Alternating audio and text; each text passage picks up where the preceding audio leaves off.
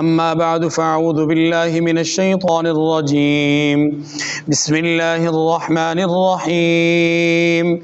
يا أيها الذين آمنوا إذا لقيتم فئة فاثبتوا واذكروا الله كثيرا لعلكم تفلحون. وأطيعوا الله ورسوله ولا تنازعوا فتفشلوا وتذهب ريحكم واصبروا إن الله مع الصابرين. ولا تكونوا كالذين خرجوا من ديارهم بطرا ورئاء الناس ويصدون عن سبيل الله والله بما يعملون محيط.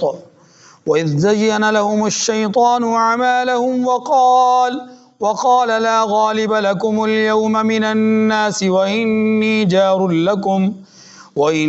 جار لكم فلما تراءت الفئتان نكص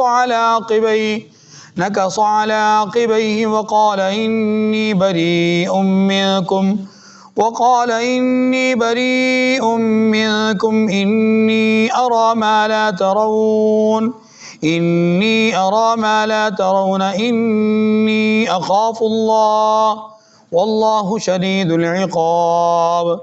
إذ يقول المنافقون والذين في قلوبهم مرض غر هؤلاء دينهم ومن يتوكل على الله فإن الله عزيز حكيم.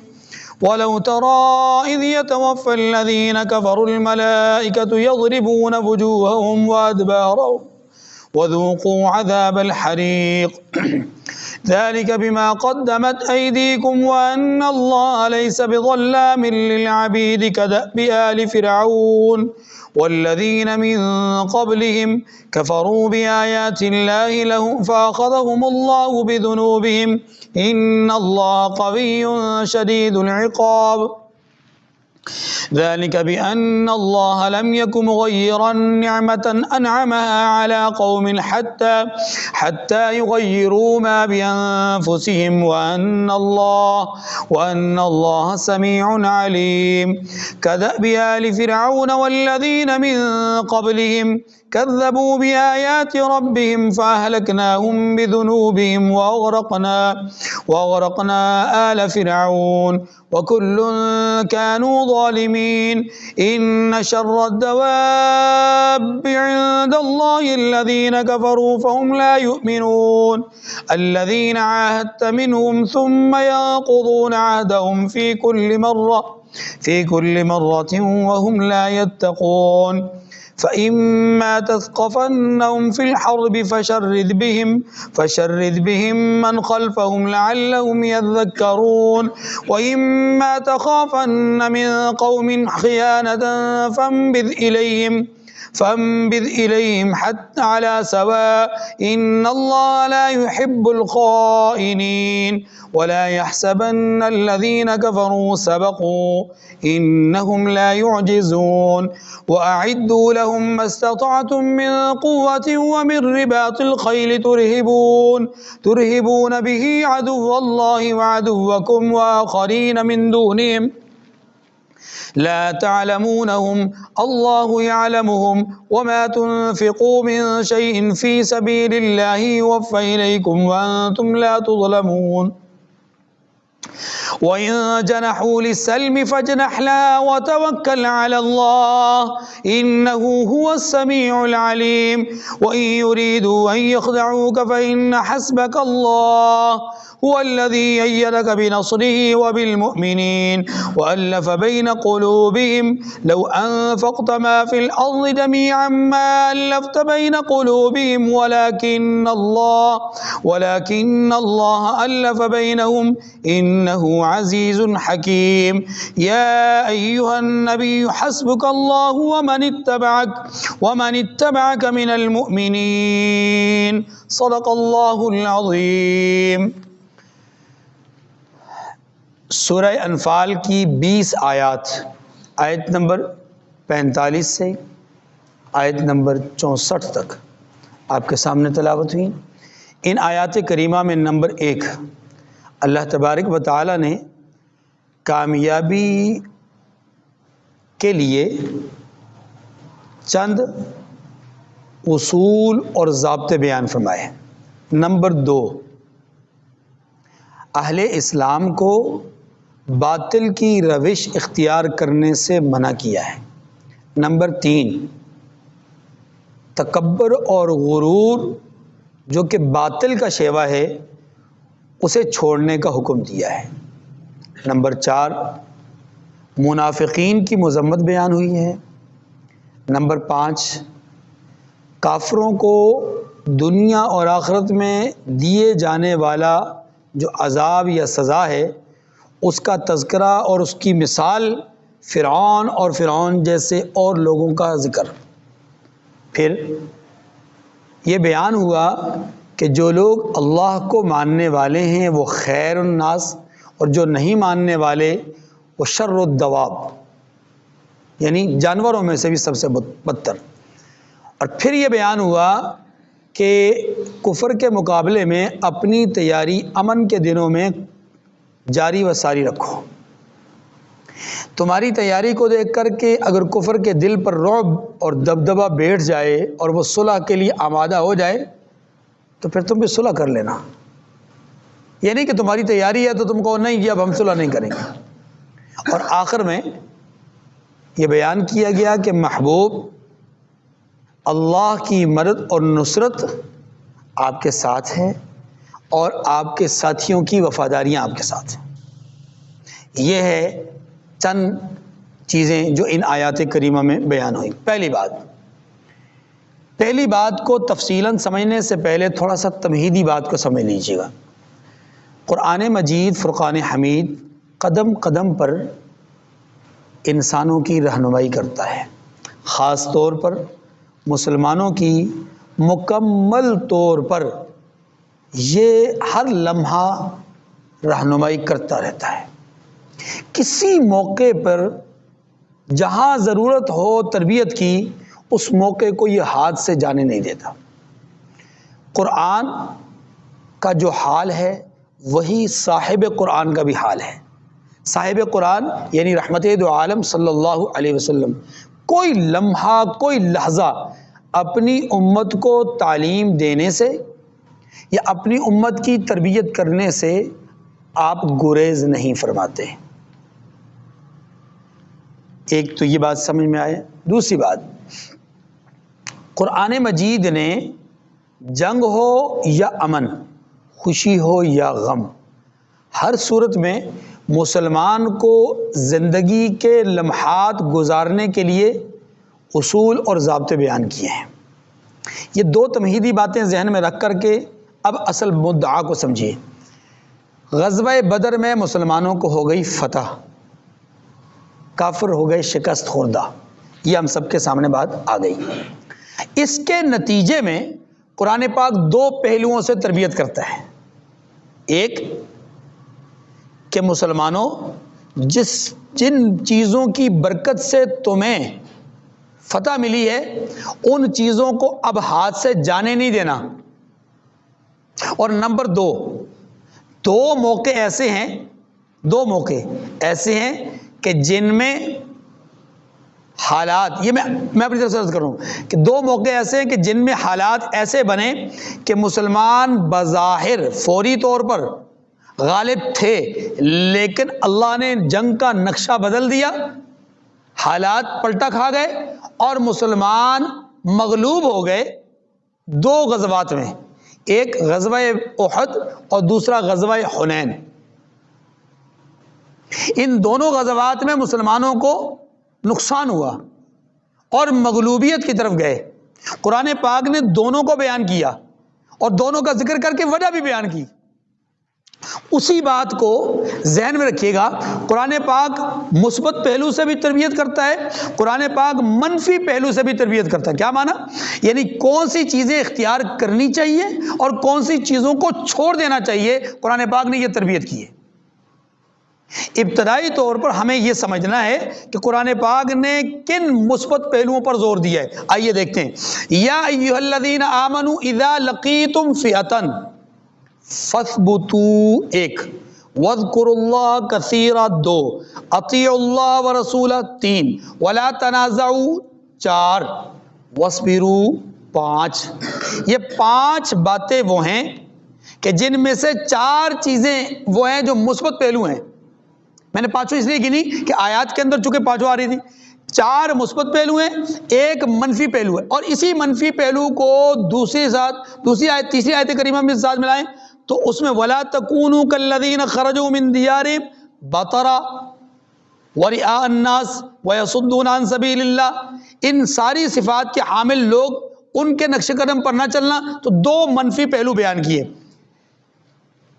تو 4 مجموعی طور پہ 6 باتیں ہوئیں، ان میں سے 4 باتیں مثبت پہلو ہیں اور 2 باتیں منفی پہلو ہیں۔ بڑی زبردست تربیت ہے، بہت ہی شاندار تربیت ہے، اور یاد رکھیے یہ صرف غزوات کے لیے نہیں ہے، یہ بھی ذرا ذہن میں رکھ لیجئے گا تاکہ آیات کو سمجھنا آسان۔ صرف غزوات کے لیے نہیں ہے، غزوات میں کامیابی کے لیے بھی یہ ضروری ہے، لیکن اس کے ساتھ ساتھ عام معاشرتی زندگی جو ہے اس کے اندر بھی یہ پہلو اور یہ امور اور ان تربیت کے اصولوں کو مد نظر رکھنا ضروری ہے۔ وہ اصول کیا ہے؟ نمبر 1، اذا لقیتم فئۃ فاثبتوا، اے ایمان والو جب کسی جماعت سے تمہارا مقابلہ ہو تو ثابت قدم رہو۔ ثابت قدمی یاد رکھیے اس کے دونوں پہلو ہیں، ایک ظاہری طور پر ثابت قدم رہنا، میدان چھوڑ کے بھاگنا نہیں، میدان میں قائم رہنا ہے، جس طرح کہ اس سے پہلے بھی ہمارے سامنے آ چکا کہ اے ایمان والو جب تم کسی جماعت کے ساتھ مد مقابل ہو جاؤ تو پھر اس وقت بھاگنا نہیں۔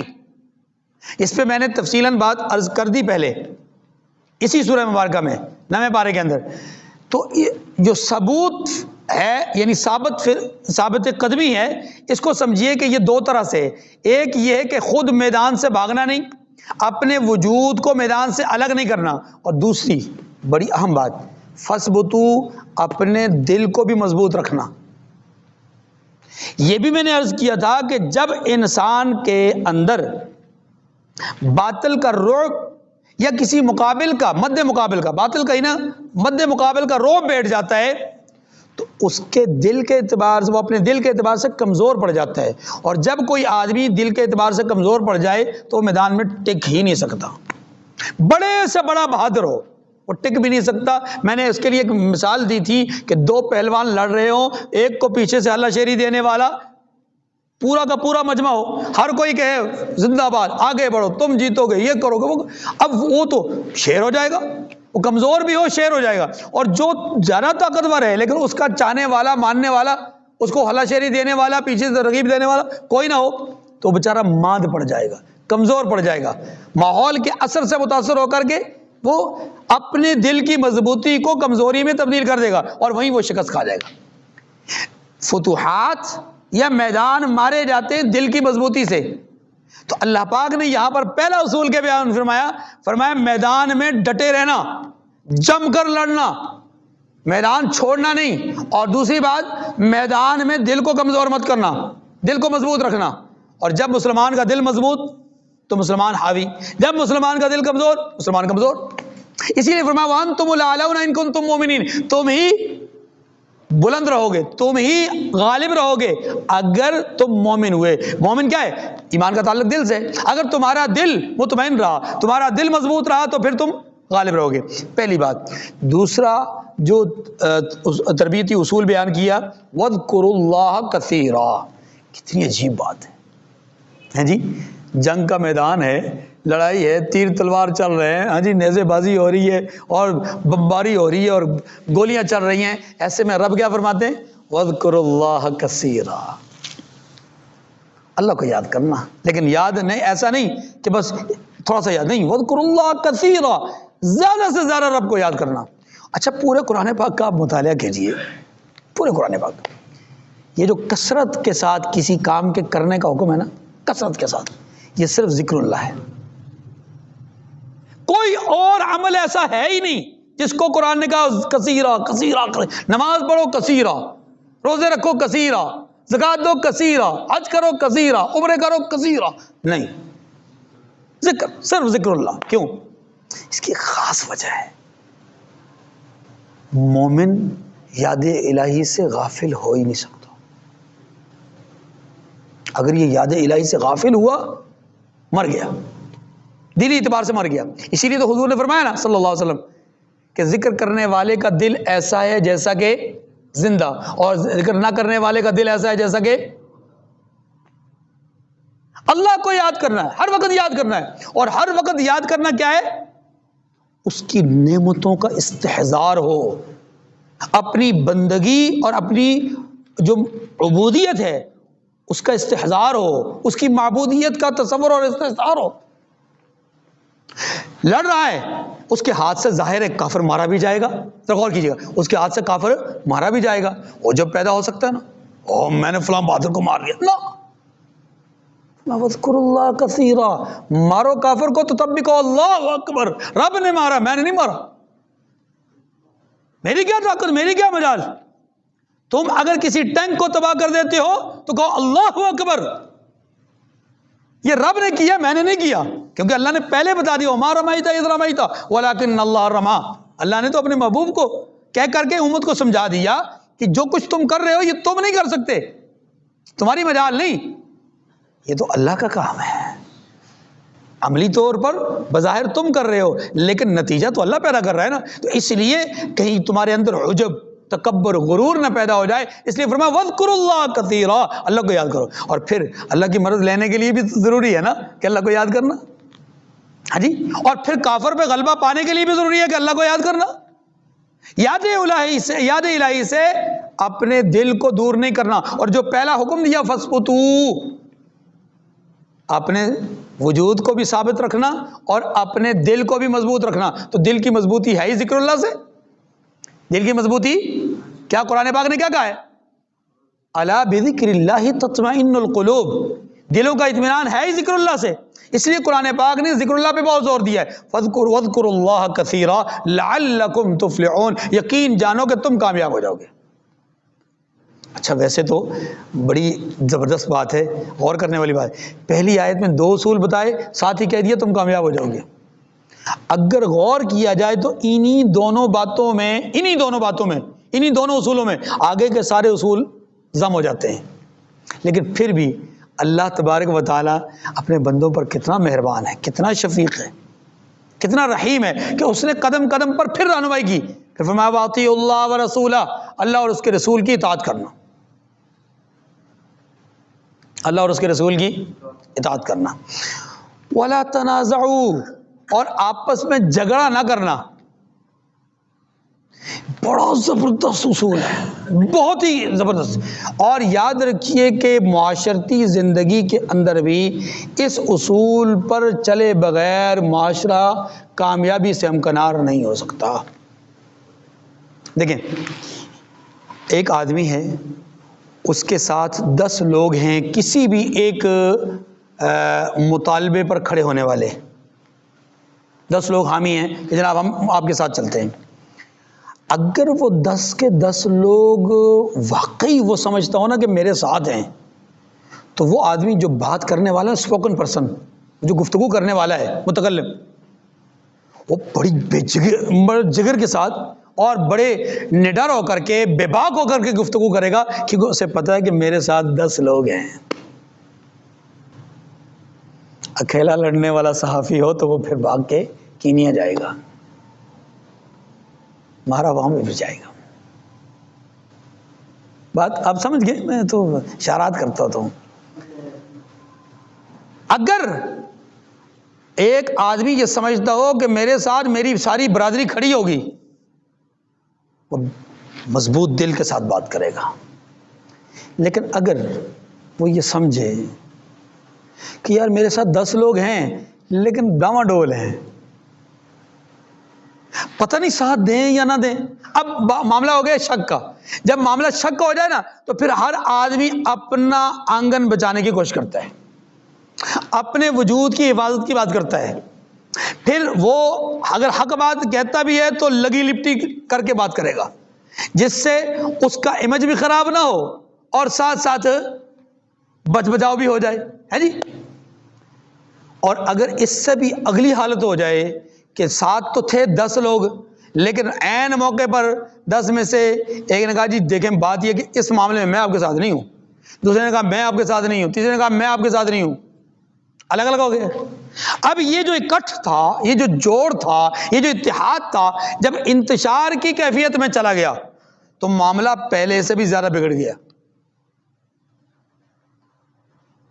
میں نے عرض کیا ایک موقف ہے، اس پہ پہل حمایت کرنے والے یا ڈٹ کر کھڑے ہونے والے یا آواز اٹھانے والے 10 لوگ ہیں، پھر کچھ لمحہ گزرتا ہے، کچھ دھمکی آتی ہے، کچھ معاملہ آتا ہے، تو 10 کے 10 شک و شبے میں پڑ جاتے ہیں۔ یعنی شک و شبے سے مراد یہ کہ اپنی جان کی سب کو پرواہ پڑ جاتی ہے۔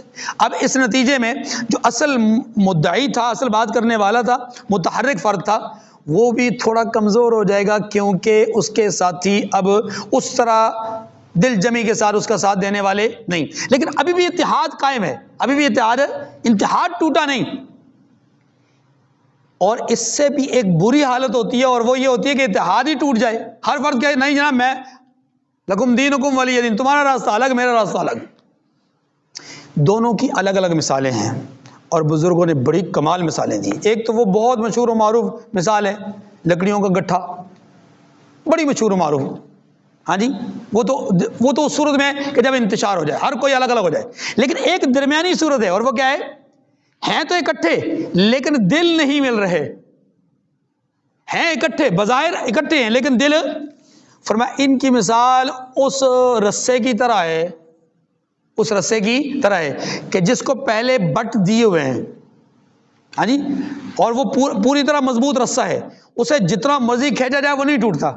لیکن اب یہ دلوں میں دراڑ پیدا ہونے کی وجہ سے آپ کہہ لیں کہ اس رسے کی بٹ کو کھول دیا، اب وہ الگ نہیں کیا، صرف کھولا ہے، ہاں جی، اس کا جو تاؤ ہے اس کو نکال دیا ہے۔ وہ جو اتحاد کی فضا تھی، وہ جو ایک دوسرے کے ساتھ ملے ہوئے تھے، وہ ایک دوسرے کے ساتھ جو جڑے ہوئے تھے، ان کا جوڑ الگ کر دیا۔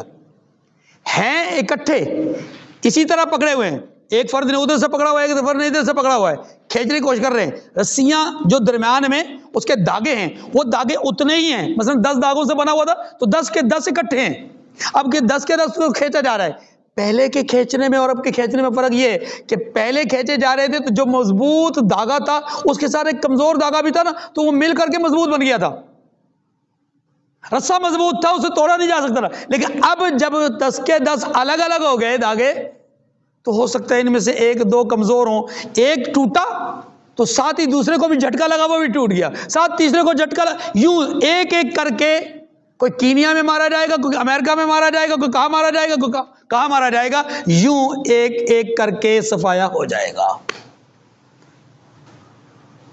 رسہ مضبوط ہونا چاہیے، اور مضبوطی کے لیے وہ جو بٹ ہے، وہ تاؤ جو ہے وہ ہو کر مضبوط ہوگا تو رسہ مضبوط ہوگا، تاؤ الگ کر دیں گے تو پھر یہ ایک ایک کر کے مارے جائیں گے، اور اگر بالکل ہی انتشار ہو تو پھر تو ٹائم ہی نہیں لگ رہا نا۔ تو یہ قرآن پاک نے بڑی عجیب بات کہی ہے، فرمایا وَأَطِيعُوا اللَّهَ وَرَسُولَهُ وَلَا تَنَازَعُوا، جھگڑا مت کرنا۔ اب سنیے غزوہ بدر میں کیا ہوا؟ وَلَا تَنَازَعُوا کا جو مخالف پہلو ہے نا وہ نمایاں ہوا، ظاہر ہوا دو موقعوں پر۔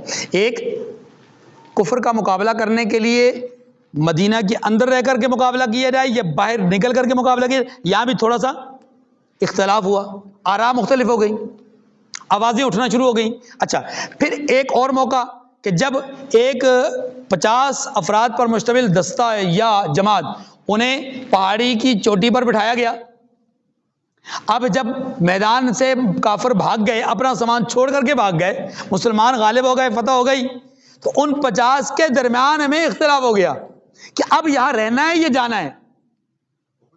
عہد میں، اس عہد میں اب انتشار پیدا ہو گیا۔ قرآن پاک نے کہا وَلَا تَنَازَعُوا، تنازع مت کرنا، یہ پیشگی بتلا دیا، جنگ بدر کے بعد بتایا کہ تنازع مت کرنا، اختلاف مت کرنا، ورنہ بدر جیسی فتح نہیں ہوگی۔ بدر جیسی فتح اور نہیں ہوئی، بدر جیسی فتح پھر کبھی نہیں ہوئی۔ یہ ایک موقع۔ دوسرا موقع غزوہ حنین، یہاں پر بھی تھوڑا سا اختلاف ہوا، قرآن پاک نے اس کو بیان کیا۔ لقد نصرکم اللہ فی مواطن کثیرۃ ویوم حنین اذ اعجبتکم کثرتکم. وہاں معاملہ دوسرا پیش آیا، وہاں اختلاف سے ہٹ کر ایک دوسرا معاملہ پیش آیا. وہ کیا تھا؟ مسلمانوں کو اپنی جماعت پر تھوڑا عجب پیدا ہوا کہ ہماری تو تعداد ہی بڑی ہے. پچھلی غزوات میں، پچھلی جنگوں میں تو ہم اللہ کے فضل سے جیتتے ہی رہے، لیکن اب تو ہماری تعداد ہی بڑی ہے. بس یہ عجب آ گیا. اللہ نے وہاں پر بھی نقصان پہنچایا کہ پتہ چل جائے کہ جو اصول بتلائے تھے ان اصولوں کی اگر ذرا بھی رعایت نہیں کرو گے یا تھوڑی سی اگر اس کی رعایت میں کمی کرو گے تو تب بھی دونوں صورتوں میں کامیابی نہیں ہوگی. وَلَا تَنَازَعُوا، جھگڑا مت کرنا. فَتَفْشَلُوا، اگر جھگڑا کرو گے تو کیا ہوگا؟ فَتَفْشَلُوا، تو تم بزدل ہو جاؤ گے. عجیب بات ہے، جھگڑا کرنے سے بزدلی کا کیا تعلق ہے؟ بھائی تعلق ہے. میں نے جو مثال دی ہے رسے کی، میں نے جو مثال دی گٹھڑی کی، کہ اگر جھگڑا نہیں کرو گے تو اتحاد ہوگا، اور اگر اتحاد ٹوٹ جائے تو پھر کیا ہوگا؟ بزدلی پیدا ہو جائے گی. وَتَذْهَبَ رِيحُكُمْ وَاصْبِرُوا، اور فرمایا کہ جب بزدلی پیدا ہو جائے گی تو تمہارا اقبال جاتا رہے گا. مطلب یہ کہ تمہاری جو ہوا ہے وہ اکھڑ جائے گی، تمہارے جو حوصلے ہیں وہ پست ہو جائیں گے. یہ بات بتا رہی. اب آخری اصول سب اپنا مثبت انداز میں فرمایا وَاصْبِرُوا، اور صبر سے کام لو. اختلاف ہو بھی سکتا ہے، انتشار ہو بھی سکتا ہے، یا میدان میں نقصان بھی ہو سکتا ہے، تکلیف بھی پہنچ سکتی ہے، ہاں جی، زخموں سے چور چور بھی ہو سکتے ہو، غذاؤں کی قلت بھی ہو سکتی ہے، بہت ساری تکالیف میں سے کوئی. فرمایا ان تکالیف کے مقابلے میں کیا کرنا؟ صبر کرنا. ان اللہ مع الصابرین، بے شک اللہ صبر کرنے والوں کے ساتھ ہے. ولا تكونوا كالذين خرجوا من ديارهم بطرا ورئاء الناس ويصدون عن سبيل الله والله بما يعملون محيط. اس آیت کریمہ کے حوالے سے گزشتہ دروس میں ہمارے سامنے تفصیل سے بات آ چکی. کیا مشرکین جب مکہ مکرمہ سے نکلے تھے نا 1000 کا لشکر لے کر گئے، تو وہ دف باجوں کے ساتھ اور بڑی ٹیپ ٹاپ کے ساتھ اور بڑے مال و متاع کے ساتھ، ساز و سامان کے ساتھ نکلے تھے، اور کہتے کیا تھے کہ آج ہم محمد صلی اللہ علیہ وسلم اور ان کی جماعت کو پاؤں تلے روند ڈالیں گے. اللہ تعالیٰ نے اسی کا ذکر کیا ہے کہ تکبر مت کرنا. وَلَا تَكُونُوا كَالَّذِينَ خَرَجُوا مِن دِيَارِهِمْ بَطَرًا، فرمایا کہ ان لوگوں کی طرح مت ہونا کہ جو اتراتے ہوئے گھروں سے نکلے تھے. وَرِئَاءَ النَّاسِ، اور لوگوں کو دکھانے کے لیے نکلے تھے. یہ جملہ بھی کہا تھا، میں نے عرض کیا تھا کہ جب ابو سفیان نے کہا ابو جہل کو پیغام بھیجوایا کہ آ جاؤ واپس، مقصد پورا ہو گیا، ہم بچ کے نکل آئے واپس، تو اس نے کیا جواب دیا؟ نہیں جی، لوگوں کو کیسے پتہ چلے گا کہ مکہ کے سردار آئے تھے اور وہ جو ہے وہ اپنا غلغلہ اور اپنا روب اور دبدبہ بٹھائے بغیر جو ہے وہ نکل گئے؟ نہیں، ہم جائیں گے، بدر میں 3 دن قیام کریں گے، ہمیں پتہ ہے ہمارا مد مقابل آئے گا نہیں، ہم 3 دن قیام کریں گے تاکہ آنے والے لوگوں کو پتہ چلے کہ ہم پوری طاقت کے ساتھ، پورے لاؤ لشکر کے ساتھ آئے تھے اور ہم نے میدان نہیں چھوڑا. اللہ کہتے ہیں ان کی طرح مت بننا، یہ دکھانے کے لیے آئے تھے. وَيَصُدُّونَ عَن سَبِيلِ اللَّهِ، اور تیسری بات یہ کہ لوگوں کو اللہ کی راہ سے روکتے ہیں، تم ایسے مت بننا. وَاللَّهُ بِمَا يَعْمَلُونَ مُحِيطٌ، اور جو اعمال یہ کرتے ہیں اللہ ان کو احاطہ کیے ہوئے. آیت نمبر 45 سے آیت نمبر 47 تک یہ 3 باتیں ہمارے سامنے آئیں. نمبر 1، کامیابی کے لیے چند اصول اللہ تعالیٰ نے بیان فرمائے، جن میں سے 4 مثبت، 2 منفی. نمبر 2، تکبر اور غرور سے بچنے کا حکم دیا. نمبر 3، باطل کی روش پر چلنے سے اجتناب کرنے کا حکم دیا. اسی ضمن میں یہ بھی سمجھ لیجئے کہ آیت نمبر 47 میں اور 46 کے آخر میں اللہ تبارک و تعالی نے جو 2 منفی حکم دیے نا، وَلَا تَنَازَعُوا وَلَا تَكُونُوا كَالَّذِينَ خَرَجُوا مِن دِيَارِهِمْ بَطَرًا، ان 2 اصولوں کو اس انداز میں بھی سمجھیے. میں نے عرض کر بھی دیا، لیکن پھر یاد دہانی کے لیے عرض کرتا ہوں کہ ان 2 اصولوں کو اس طرح بھی سمجھیے کہ 2 کام ایسے ہیں کہ جن سے اللہ نے روکا ہے. 2 کام ایسے ہیں جن سے اللہ نے، کون سے؟ نمبر 1، اختلاف نہیں کرنا. نمبر 2، تکبر نہیں کرنا. اگر ان 2 اصولوں پر عمل درآمد نہ ہوا تو تب بھی کامیابی نہیں ہوگی. اور اس کا واضح ثبوت ہمارے سامنے 2 جنگوں میں آ گیا. ایک غزوہ احد میں، دوسرا غزوہ حنین میں۔ غزوہ احد میں اختلاف سامنے آیا، غزوہ حنین میں عجب سامنے آیا جس کو تفاخر کہتے ہیں۔ یہ دونوں ہی باتیں ممنوع تھیں، لیکن دونوں میں سے کسی ایک کو کسی ایک جنگ میں پایا گیا تو ظاہری غلبے کو روک دیا گیا، فتح کو ظاہری طور پہ مغلوبیت میں تبدیل کر دیا گیا، ٹھیک ہے۔ اب آیت نمبر 48 میں چوتھی بات کہی جا رہی ہے، اور وہ کیا ہے؟ چوتھی بات یہ ہے کہ اللہ تبارک و تعالی نے کفار کی روش سے بچنے کا جو حکم دیا، اس روش کو بیان کیا گیا۔ روش کیا ہے؟ کافر جو مشرک ہیں، کافر ہیں، وہ حقیقت میں شیطان کا کہا ماننے والے ہیں، لہذا تم شیطان کا کہا نہ ماننا۔ ہوا یہ ہے کہ بدر میں آنے کے لیے، بدر کے میدان میں دونوں جگہ پر شیطان ان کو بہکاتا رہا اور یہ بہکتے رہے۔ پہلے آپ یہ سمجھ لیجئے کہ جب مکہ مکرمہ سے ابو جہل قافلہ لے کر کے نکلنے لگا تو فوراً اس کے ذہن میں ایک بات آئی، بنو بکر ہیں، بنو کنانا ہیں، اور اس طرح کے یہ لوگ تو ہمارے دشمن ہیں، ہم یہ سارے کے سارے لوگ مکہ سے نکل جائیں گے، بہادر جری لڑنے والے لوگ، ہاں جی، ہم مکہ مکرمہ سے نکل جائیں گے تو پیچھے تو ہمارے گھروں پر یہ قبضہ کر لیں گے۔ یہ خطرہ اس کے ذہن میں منڈلایا، اب خوف زدہ ہو گیا۔ ابو جہل جو اس وقت سردار تھا، اس کے دل میں خوف پیدا ہو گیا۔ اس خوف کو دور کرنے کے لیے، اور چونکہ اللہ نے ان کو میدان میں لانا ہی لانا تھا، تو ہوا کیا کہ ایک شخص جس کا نام سراقہ ابن مالک ہے، جو کہ انہی قبائل میں سے ایک قبیلے کا سردار ہے، اس کے روپ میں شیطان ابو جہل اور اس کے ساتھیوں کے پاس سامنے نمودار ہو گیا، اور ایک بزرگ اور بڑی عمر کے، مطلب اس شخص کے روپ میں سراقہ ابن مالک بڑی عمر کا آدمی تھا، اس کے روپ میں آ گیا اور آ کر کے اس کو کہنے لگا کہ تم جو کچھ سوچ رہے ہو درست سوچ رہے ہو، یعنی محمد صلی اللہ علیہ وسلم کو مٹانے کے لیے، ان کی جماعت کو مٹانے کے لیے جانا چاہتے ہو، درست سوچ رہے ہو، ہم تمہارا نقصان نہیں ہونے دیں گے، اور تم تو یہ سوچ رہے ہو کہ شاید ہم تمہارا نقصان کریں گے، نہیں، ہم تو تمہارے شانہ بشانہ چلنے کے لیے تیار ہیں۔ چنانچہ سراقہ ابن مالک ابو جہل کے بھائی حارث بن حشام، اس کا نام عمر ابن حشام تھا نا ابو جہل کا، ابو جہل تو حضور علیہ السلام نے اس کو کہا، ورنہ اس کا اصل نام تھا عمر ابن حشام، اس کا بھائی ہے حارث ابن حشام۔ سراقہ نے فوراً حارث کا ہاتھ پکڑا، کہنے لگا کہ ہم آپ کے ساتھ ہیں۔ چنانچہ ابو جہل کا دل بڑا ہو گیا کہ اب ہمیں پیچھے کی کوئی پرواہ نہیں، شیطان نے ان کے لیے راستہ مزین کر دیا۔ ایک اب میدان جنگ میں شیطان ان کے لیے راستہ مزین کر رہا ہے۔ اس کی 3 صورتیں ہیں۔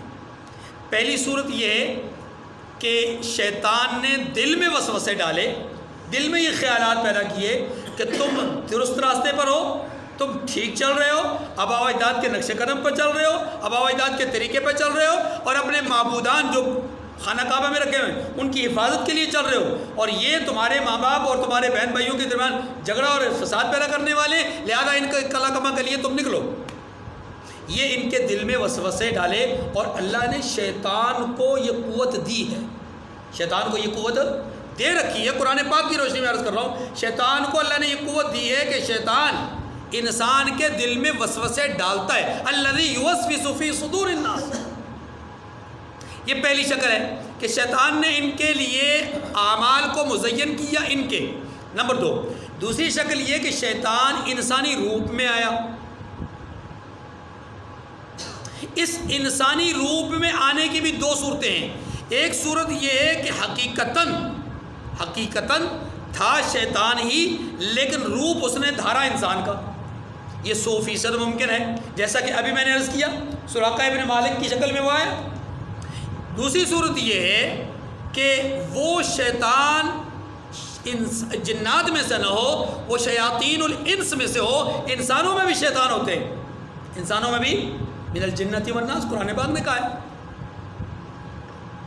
کہ انسان ہو یا جنات، ان میں سے شیاطین ہوتے ہیں. تو انسانوں میں سے کچھ شیاطین ہوں کہ جو ان کو ہلا شیری دیتے ہوں، ان کی کندھے کو تھکاتے ہوں کہ آپ آگے بڑھو، تم جیتو گے، تم میدان مارو گے، تمہاری تعداد زیادہ، ان کی تعداد تھوڑی، تو جنگجو نہیں، تم جنگجو ہو، میدان تم مار لو گے، وغیرہ وغیرہ. یہ ان کی حوصلہ افزائی کرتے رہے.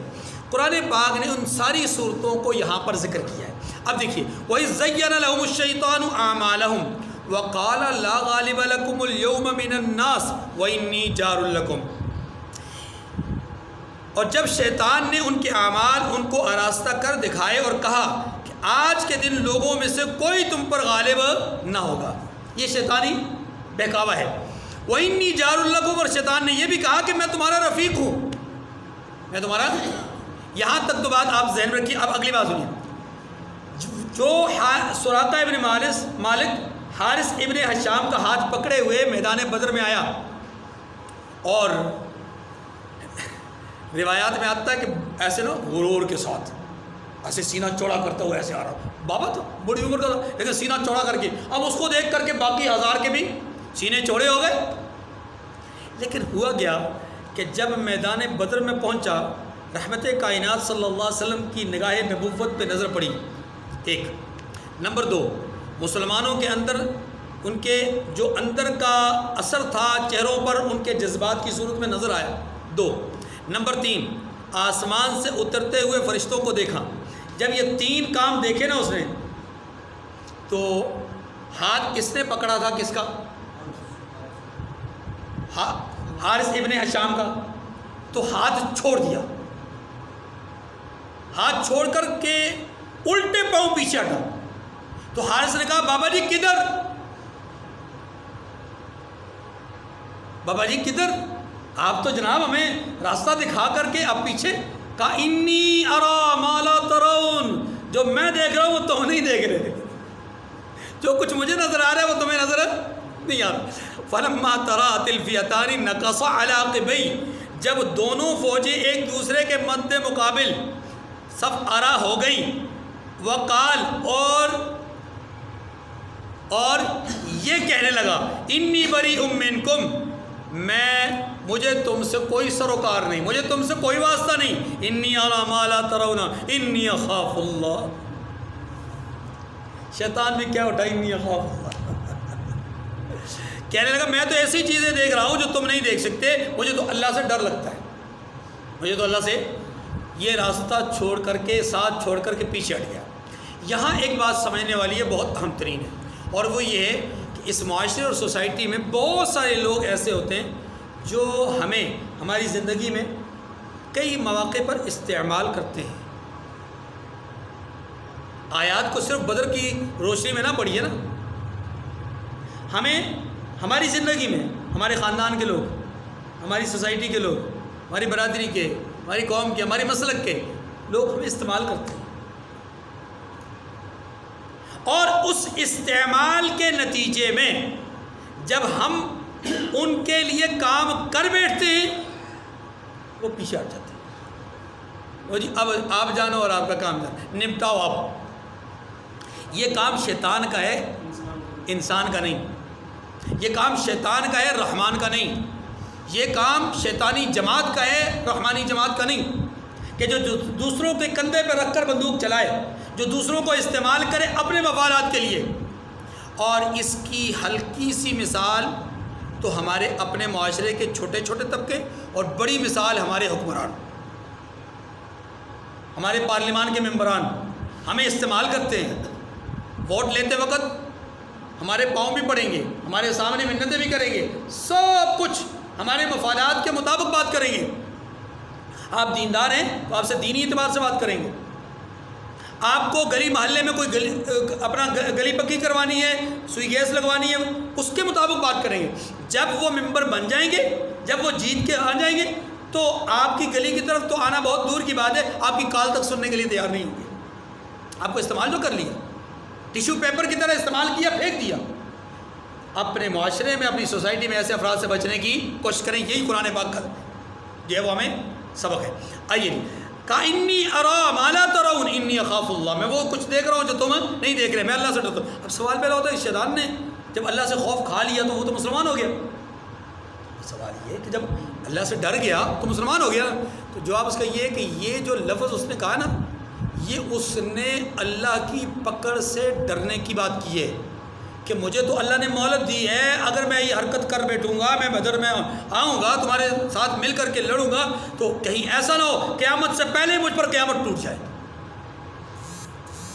تو میں اس قیامت کو اپنے اوپر نہیں ٹوٹنے دوں گا، اس لیے انی اخاف اللہ، میں اللہ سے ڈرتا ہوں۔ باقی اسلام کی بات یہاں نہیں، واللہ شدید العقاب، اور اللہ سخت عذاب کرنے والا ہے۔ یہ جملہ شیطان کا بھی ہو سکتا ہے، لیکن زیادہ قرین قیاس یہ کہ یہ جملہ شیطان کا نہیں ہے، یہ اللہ رب العزت کا جملہ ہے کہ واللہ شدید العقاب، اللہ تو بڑی سخت پکڑ والے ہیں۔ یہ بچ کے کہاں جائے گا؟ اس وقت تو میدان چھوڑ کے جا رہا ہے، لیکن جن کو اس نے آگے لگایا ہے وہ تو دھکیلے گا جہنم میں، تو یہ دھکیلنے والا ہے، وہ بچیں گے نہیں تو یہ بھی چھوٹے گا نہیں، اگر وہ نہیں بچیں گے تو چھوٹے گا یہ بھی نہیں، اس لیے واللہ شدید العقاب، اللہ کی پکڑ بڑی سخت ہے۔ بات ہے چوتھی بات، اذ یقول المنافقون، منافقین کی مذمت، منافقین کی مذمت، اس کا پس منظر کچھ یوں ہے، توجہ کیجیے۔ رسول اللہ صلی اللہ علیہ وسلم جب میدان بدر کی طرف جا رہے تھے، اس سے پہلے کی بات ہے، ابھی منافقین کو کچھ پتہ نہیں ہے، مسلمانوں کو بھی پتہ نہیں ہے، لیکن منافقین اکثر و بیشتر مسلمانوں کی حالت کو دیکھ کر کے نا، جب مسلمان کہتے تھے بھائی اسلام میں کامیابی ہے، دین میں کامیابی ہے، قرآن میں کامیابی ہے، رسول اللہ کی اتباع میں کامیابی، تو منافقین کہا کرتے تھے کہ یہ لوگ دھوکے میں پڑے، یہ خواہ مخواہ کی باتیں کر رہے ہیں کہ کامیابی کامیابی کا، ابھی ان کا کسی سے سامنا ہوا ہی نہیں ہے، جب کبھی کسی کے ساتھ سامنا ہوگا نا تو پھر ان کو لگ پتہ جائے گا کہ کامیابی کس کو کہتے ہیں، ابھی تو یہ خاموش بیٹھے ہوئے اور مسجد نبوی میں بیٹھے ہوئے، ہاں جی، جیسے کہتے ہیں نا یہ تبلیغی جماعت والے، ان کو کیا ہے جی دین دنیا کی خبر ان کو کوئی نہیں، حالانکہ پتہ ہی نہیں ہوتا کہ ان میں کتنے بڑے بڑے بزنس مین آتے ہیں، یہ پتہ ہی نہیں ہوتا کہ ان میں کتنے بڑے بڑے رئیس آتے ہیں، اور ہم سمجھتے ہیں کہ شاید وہ کسی کے ٹکڑوں پہ پلتے ہیں یا کچھ چندہ لے کر آتے ہیں، نہیں بھائی وہ تو بیچارے پتہ نہیں ان میں کروڑوں روپے کے مالک بھی ہوتے ہیں۔ ابھی کل ہمارے یہاں سے جماعت گئی ہے، ادھر پارکنگ ایریا میں 4 گاڑیاں کھڑی تھیں، لاہور سے جماعت آئی تھی، ماشاءاللہ صاحب سربت لوگ تھے، تو اس لیے یاد رکھیے رسول اللہ صلی اللہ علیہ وسلم کی جماعت کو دیکھ کر کے منافقین کیا کہا کرتے تھے کہ ان کا بھی کسی سے واسطہ نہیں پڑا، تو اس لیے کامیابی کامیابی کامیابی کی بات کر رہے ہیں، اصل کامیابی ناکامی تو انہوں نے دیکھی نہیں۔ اللہ نے اس کا جواب دیا کہ منافقو تم جو باتیں کیا کرتے تھے اب بدر کے میدان کے بعد دیکھ لو کیا ہوا ہے، یہ کہا کرتے تھے نا کامیابی اللہ نے ہمارا مقدر رکھی ہے، تو اللہ نے کامیاب کر کے دکھایا ہے، کامیاب کر کے۔ وَإِذْ يَقُولُ الْمُنَافِقُونَ وَالَّذِينَ فِي قُلُوبِهِم مَّرَضٌ غَرَّ هَٰؤُلَاءِ دِينُهُمْ، اس وقت منافق اور کافر جن کے دلوں میں مرض تھا کہتے تھے ان لوگوں کو ان کے دین نے مغرور کر رکھا ہے۔ ویسے تو یہاں پر غَرَّ هَٰؤُلَاءِ دِينُهُمْ کا معنی مغرور کیا ہے، لیکن اصل میں اس کا معنی ہے دھوکہ، ان کے دین نے ان کو دھوکے میں مبتلا کیا ہے۔ بھائی دھوکے میں کیسے مبتلا کیا؟ ان کے گمان کے مطابق کہ یہ چونکہ اس دین کو ہی کامیابی سمجھتے ہیں، حقیقت میں دین میں کامیابی نہیں ہے جب تک دنیا نہ کمائی جائے، اور یہ آج کی سوسائٹی میں ہمارا عام مسلمان بھی یہی سمجھتا ہے کہ جی دیکھیں مولوی صاحب آپ دین دین دین دین کی بات کرتے ہیں،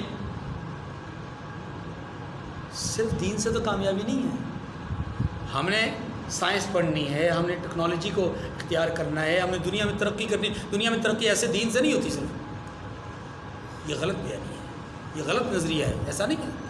یاد رکھیے دنیا کی ترقی کے یہ جو ذرائع ہیں یہ عارضی چیزیں ہیں، آج ان چیزوں کو ہم ترقی سمجھ رہے ہیں، خدا کی قسم کر کے کہتا ہوں آج اگر بین الاقوامی معاشرے میں سوسائٹی میں یہ طے ہو جائے، معاشرے میں یہ طے ہو جائے کہ ایک جو خاکروب ہے اس کے لیے کوئی ڈگری متعین ہو جائے اور بتایا جائے کہ اس ڈگری کے حامل آدمی کو فلاں آدمی فلاں افسر کے برابر اس کو جو ہے وہ اہمیت دی جائے گی، اس کو منصب دیا جائے گا، اس کو پوسٹ ملے گی، جیسے 15 گریڈ کا 17 گریڈ کا 19 گریڈ کا افسر ہوتا ہے، اس کو اتنے گریڈ میں جو ہے وہ اپنا قبول کیا جائے گا۔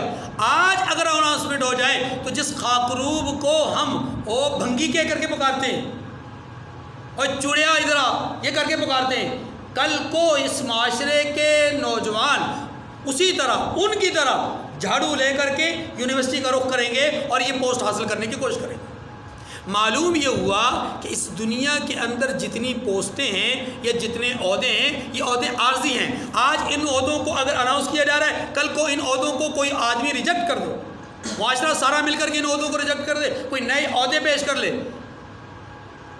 تو ساری دنیا نئے عہدوں کی طرف جائے گی۔ آج چائنا کے اندر لوگ ڈاکٹر بننے کی کوشش نہیں کرتے، وجہ کیا ڈاکٹر بننا کو برا ہے؟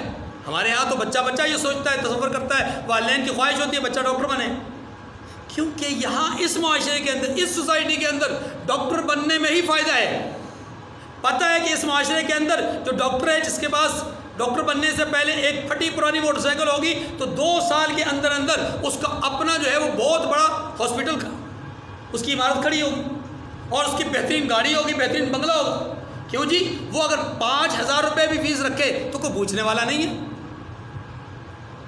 تو یہ اس لیے یاد رکھیے کہ قرآن مجید کے حوالے سے، دین کے حوالے سے آج کی سوسائٹی کا یہ کہنا کہ جی ان میں کامیابی نہیں ہے، کامیابی تو حالات حاضرہ کے مطابق چلنے میں، تو یاد رکھیے یہ غلط بات ہے، اس لیے کہ حالات حاضرہ آج کے کچھ ہے، کل کے کچھ ہوں گے، اس لیے ان چیزوں میں کامیابی نہیں، حقیقت میں کامیابی اللہ کے دین میں۔ حقیقت میں کامیابی کس میں؟ منافقین کہا کرتے تھے کہ ان مسلمانوں کو دھوکے میں ڈال دیا ان کے دین نے۔ قرآن کیا کہتا ہے؟ قرآن کہتا ہے وَمَن يَتَوَكَّلْ عَلَى اللَّهِ فَإِنَّ اللَّهَ عَزِيزٌ حَكِيمٌ۔ یہ بے شرم جس کو دھوکہ سمجھتے ہیں، وہ دھوکہ نہیں، وہ تو توکل علی اللہ ہے، وہ تو اللہ پر بھروسہ ہے، وہ اللہ پر اعتماد ہے، اور اللہ پر اعتماد کرنے والا کبھی ناکام ہے۔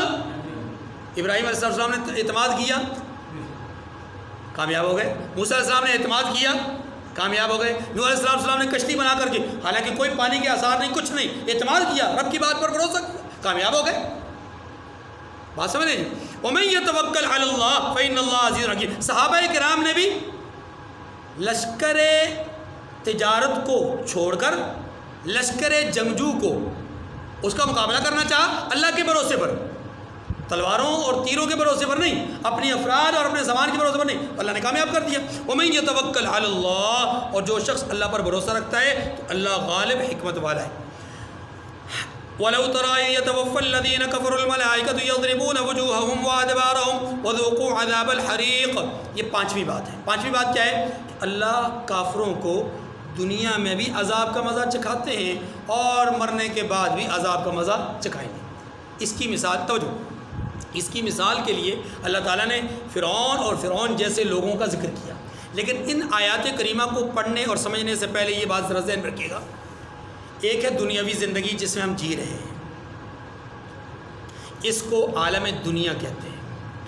ایک وہ زندگی ہے جو مرنے کے بعد اور حشر کے میدان برپا ہونے سے پہلے کی ہے، اس کو عالم برزخ کہتے ہیں۔ اس کو کیا کہتے ہیں؟ عالم برزخ۔ برزخ کا معنی جو دنیا اور آخرت میں رکاوٹ بننے والی چیز ہے۔ برزخ کا بنیادی معنی کیا ہے؟ رکاوٹ۔ تو یہ چونکہ دنیا اور آخرت میں رکاوٹ ہے، تو یہ جو زندگی ہے یہ ایک رکاوٹ ہے آخرت تک پہنچنے کی۔ دنیا سے یہ چلا گیا، آخرت میں پہنچا نہیں، وہاں کے لیے یہ کیا ہو گئی؟ رکاوٹ۔ برزخ کا معنی قطعاً قبر کی زندگی نہیں ہے صرف، کیونکہ اس دنیا میں آپ جانتے ہیں بہت سارے لوگ ایسے ہیں جن کو قبر نصیب نہیں ہوتی، جن کو دریا برد کر دیا جاتا ہے، جلا دیا جاتا ہے، اڑا دیا جاتا ہے، جانور کھا جاتے ہیں وغیرہ وغیرہ۔ اب کیا ہے؟ مرنے کے بعد کی جو زندگی ہے، حشر کا میدان برپا ہونے تک، یہ جو زندگی ہے، زندگی کا نام کیا ہے؟ برزخ۔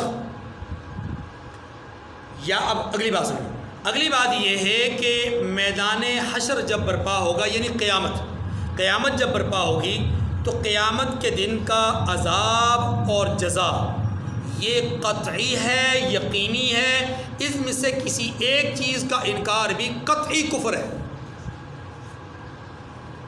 یعنی اللہ نے کافروں کے لیے سزا رکھی ہے، اہل ایمان کے لیے جزا رکھی ہے۔ کچھ لوگوں کو جنت بھیجا جائے گا، کچھ لوگوں کو جہنم بھیجا جائے گا۔ تو جنت کا یقین اور جہنم کا یقین یہ ضروری ہے، عقائد میں سے، ایمانیات میں سے۔ کوئی آدمی اگر اس کا انکار کرتا ہے ان میں سے کسی ایک چیز کا، تو وہ کیا ہو جاتا ہے؟ قطعی طور پہ کافر ہوتا ہے۔ یہ قطعیات میں سے، ایمانیات میں سے۔ نمبر 2، آخرت کا معاملہ چھوڑ دیجئے، دنیا کا معاملہ چھوڑ دیجئے، درمیان کا جو عالم ہے اس عالم کو عالم برزخ کہتے ہیں۔ اس عالم برزخ میں سزا اور جزا ہے یا نہیں، اس بارے میں دو قسم کی آراء ہے۔ ایک رائے یہ ہے کہ کوئی سزا جزا نہیں، بس مر گیا، مٹی میں چلا گیا، آگ میں چلا گیا، پانی میں چلا گیا، جانور کے پیٹ میں چلا گیا، سو چلا گیا، اب قیامت کے دن اٹھے گا اور پھر وہاں جزا اور سزا کا فیصلہ ہوگا۔ ٹھیک ہے، ایک رائے یہ ہے۔ یہ رائے قرآن اور حدیث کی واضح جو آیات اور احادیث ہیں یا دلائل ہیں ان کے خلاف ہے۔ جو درست رائے ہے وہ یہ ہے کہ عالم برزخ میں جزا اور سزا دونوں کا تصور ہے۔ اب وہ جزا اور سزا کیسی ہے؟ جیسا کہ احادیث میں آتا ہے مثال کے طور پر کہ ایک بے نمازی کو لوہے کا ایک گرز مارا جائے گا، کوڑا مارا جائے گا اس کے سر پر، اور وہ 70 ہاتھ زمین میں دسے گا بے نمازی کو۔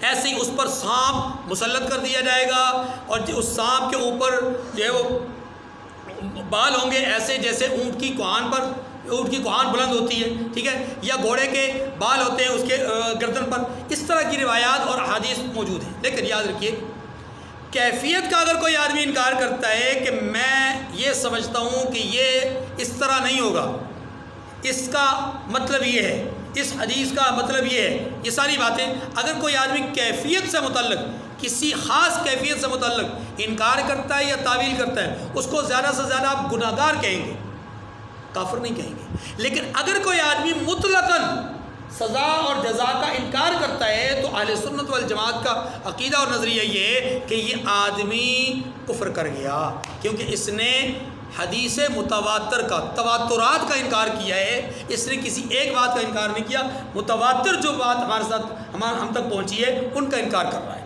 اور متواتر بات کیا ہے کہ مرنے کے بعد کے جو حالات ہیں ان میں جزا اور سزا دونوں کا تصور ہے۔ ابھی آپ کے سامنے آیت کریمہ میں بھی آ جائے گا۔ قرآن پاک کیا کہتا ہے؟ وَلَوْ تَرَىٰ إِذْ يَتَوَفَّى الَّذِينَ كَفَرُوا الْمَلَائِكَةُ يَضْرِبُونَ وُجُوهَهُمْ وَأَدْبَارَهُمْ، اور کاش آپ اس وقت کی کیفیت کو دیکھیں۔ کون سی کیفیت کو؟ کہ جب فرشتے کافروں کی جانیں نکالتے ہیں تو ان کے منہوں اور پیٹھوں پر کوڑے اور ہتھوڑے مارے جاتے ہیں۔ یعنی بوقت وصول روح، یعنی روح نکالتے وقت، اس کا معنی اگر یہ ہو کہ وصول روح نکالتے وقت انہیں کوڑوں سے اور ہتھوڑوں سے مار کر کے روح نکالتے ہیں، تو یہ بات بھی درست ہے، یہ بات بھی درست ہے۔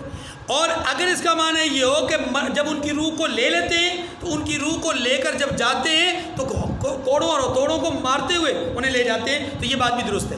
لیکن دونوں صورتوں میں آپ یہ سمجھ لیجئے کہ اس عالم دنیا کے بعد کے حالات بتائے جا رہے ہیں۔ عالم دنیا کے اب وہ زندگی نہیں ہے، کیونکہ وہ زندگی ایسی ہے اگر موت کا وقت، خاص موت کا وقت مقصود ہو تو تب بھی وہ یہ دنیا نہیں، اس لیے کہ اس دنیا کے اندر معافی اور توبہ کی قبولیت کا اللہ نے ایک مہلت کا موقع دے رکھا ہے۔ جب اس دنیا کے حالات ختم ہو جاتے ہیں، نزا کی کیفیت پیدا ہو جاتی ہے، پھر توبہ کے دروازے بند ہو جاتے ہیں۔ جی ایسی ہے نا، توبہ کے دروازے، اب کیفیت ختم، اب یہ دنیا کی کیفیت ختم، دنیا کے بعد والے حالات کی کیفیت شروع ہو گئی۔ تو اب اگر اس وقت موت کے وقت، یعنی فرشتے جب روح نکالتے ہیں اس وقت کوڑے مارے جاتے ہیں یا ہتھوڑے مارے جاتے ہیں، تو تب بھی اس دنیا کے بعد کے حالات ہیں۔ اور اگر روح نکالنے کے بعد کوڑے مارے جاتے ہیں، ہتھوڑے مارے جاتے ہیں، تو وہ تو پھر بطور اولا یہ وہ مرنے کے بعد کے حالات ہیں۔ اس لیے یاد رکھیے، اس آیت کریمہ سے بھی پتہ چلتا ہے کہ واقعی مرنے کے بعد جزا اور سزا ہے۔ اچھا، یہ آئیے جی سورہ مومن میں آیت نمبر اس کا بتا دیتا ہوں۔ النار یعرضون علیہا غدوا وعشیا، قرآن مجید نے فرعون اور فرعون کے لشکر کے حوالے سے یہ بات کہی ہے کہ النار یعرضون علیہا، آیت نمبر ہے 46 سورہ مومن ہے۔ اس میں کہا گیا کہ آتش جہنم کو صبح و شام ان کے سامنے آتش جہنم کے سامنے یہ صبح و شام پیش کیے جاتے ہیں۔ اور آگے پھر فرمایا وَيَوْمَ تَقُومُ السَّاعَةُ أَدْخِلُوا آلَ فِرْعَوْنَ أَشَدَّ الْعَذَابِ، اور جس روز قیامت برپا ہوگی فرعون والوں کو نہایت سخت عذاب میں داخل کیا جائے گا۔ یعنی قیامت کے دن ہم کہیں گے کہ انہوں سخت عذاب میں، اس کا مطلب کیا ہوا کہ النار یعرضون علیہا غدوا وعشیا، آج قبر کی پاتال میں یہ صبح و شام عذاب ان پر پیش کیا جاتا ہے، اور جب قیامت برپا ہوگی تو ہم کہیں گے ان کو سخت عذاب دو.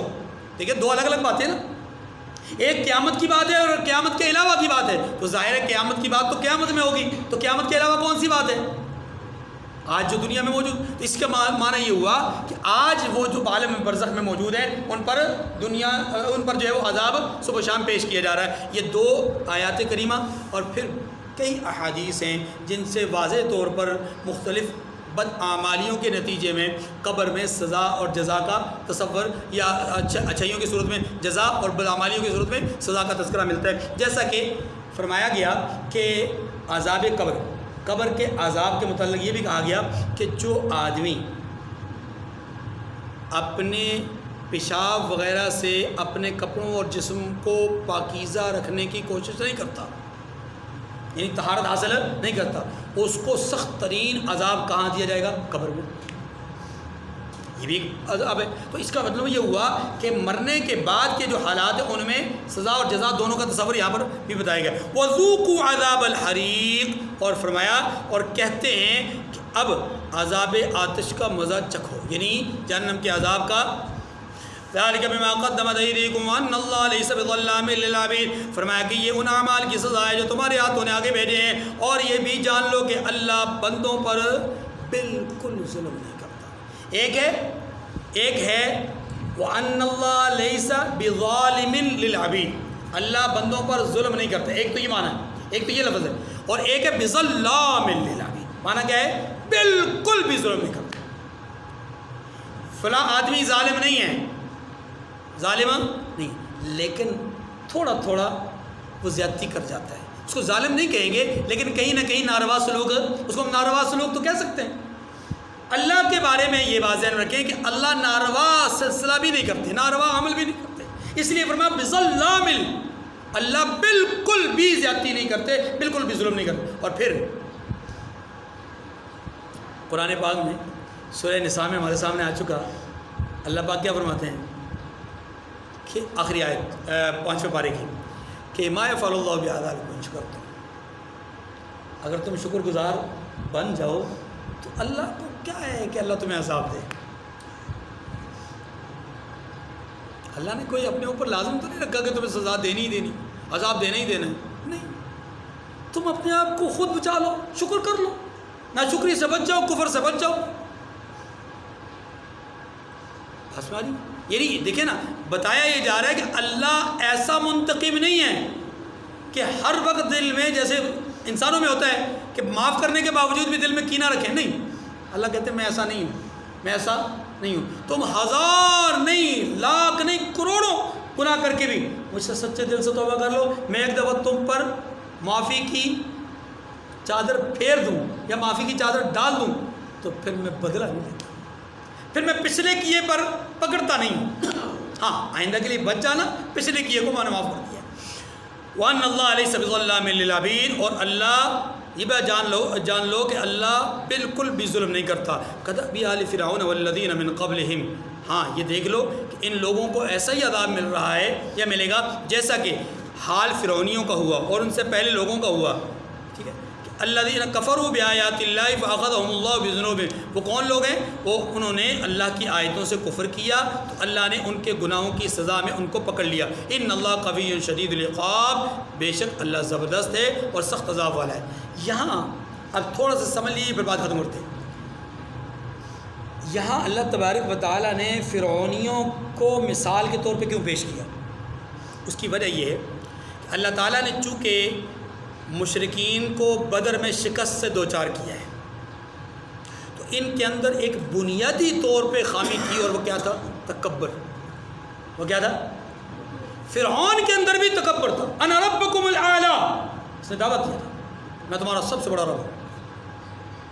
الیس لی ملک مصر وہذہ الانہار تجری من تحتی، کیا یہ نیچے بہنے والے جو نہریں ہیں یہ میری نہیں؟ یہ مصر اور بادشاہ اپنا ملک مصر میرا نہیں ہے؟ یہ شہر میرا نہیں؟ اقتدار میرا نہیں؟ یہی بات ابو جہل نے کہی جب ابو سفیان نے پیغام بھیجا کہ آ جاؤ، تو اس نے کیا کہا کہ نہیں جی، لوگوں کو کیسے پتا چلا کہ سردار آئے تھے؟ اچھا جب مر گیا نا، مرتے وقت آخری وقت میں بھی کیا کہتے ہیں ذرا گردن کو نیچے سے کر کے کاٹنا تاکہ پتہ چلا سردار کی گردن. اللہ نے اسی بات کو ذکر کیا. ان کی روش وہی ہے جو فرعون اور فرعون کے ساتھیوں کی تھی، اس لیے جو ان کے ساتھ سلوک ہوا وہ ان کے ساتھ بھی ہوگا. ذلك بأن الله لم يكن مغيرا نعمة أنعمها على قوم حتى يغيروا ما بأنفسهم وأن الله سميع عليم. فرمائیے اس لیے کہ جو نعمت اللہ کسی قوم کو دیا کرتا ہے جب تک وہ خود اپنے دلوں کی حالت نہ بدل ڈالے اللہ اسے نہیں بدل ڈالتا. ذرا سمجھیے گا، اللہ تعالیٰ نعمت دیتے ہیں، ایسا نہیں ہے آج نعمت دی تو اللہ ایک نعمت دیتے ہیں، اس نعمت کے دینے کے بعد اس نعمت کی ناقدری کرنے والوں کو پہلے تنبیہ کرتے ہیں. پہلے کیا کرتے ہیں؟ متنبہ کرتے ہیں، وارننگ دیتے ہیں. اور آپ جانتے ہیں فرعون کے بارے میں آپ نے وارننگ پڑھی پچھلے بارے میں، ایک نہیں دو نہیں تین 7 دفعہ اللہ تبارک و تعالیٰ نے وارننگ دی. جب اس ساری وارننگ اور تنبیہات کے باوجود کوئی قوم نہیں نہ سدھرتی، اپنے حالات کو درست کرنے کی کوشش نہیں کرتی، پھر اللہ اس نعمت کو چھینتے ہیں.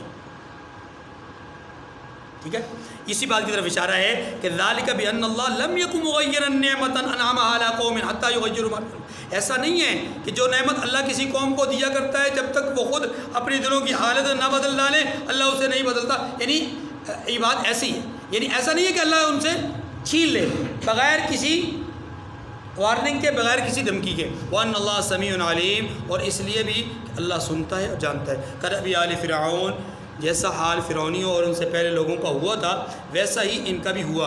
والذین من قبلہم، اور ان سے پہلے کذبوا بآیات ربہم فاہلکناہم بذنوبہم واغرقنا آل فرعون.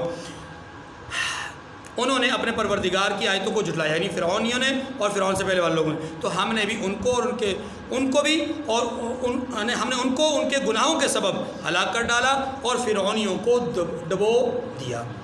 وَكُلٌّ كَانُوا ظَالِمِينَ، سب ہی ظالم تھے. 55 ہے، اس سے لے کر کے آیت نمبر 62 تک، آیت نمبر 55 سے آیت نمبر 62 تک ان 8 آیات کریمہ میں اللہ تبارک و تعالیٰ نے 2 اہم باتیں بیان فرمائی ہیں. اور وہ 2 باتیں سمجھنے سے پہلے آپ تھوڑی سی تمہیدی بات یا اس کا پس منظر جاننے کی کوشش کیجئے. انشاءاللہ آپ کو آیات کریمہ بڑی آسانی سے سمجھ میں آ جائیں گی. ایک بات سوچ کر کے میں اس موقع پہ بڑا حیران ہوا، رحمت دو عالم صلی اللہ علیہ وسلم کے تدبر اور سیاست کو دیکھ کر کہ آپ علیہ السلام نے کتنی زبردست اور جاندار انداز میں سیاست کی ہے. اس وقت کہ جب آپ مکہ مکرمہ سے مدینہ منورہ تشریف لے آئے تو یہاں پر پہنچنے کے بعد اب تھوڑا سا حالات پہ غور کیجئے، آپ کو سیاست رسول سمجھ میں آئے گی. حالات یہ ہیں کہ آپ مکہ سے نکلے ہیں تو مکہ والے تو آپ کے دشمن تھے ہی، ظاہر ہے ان کی دشمنی کی وجہ سے نکلے.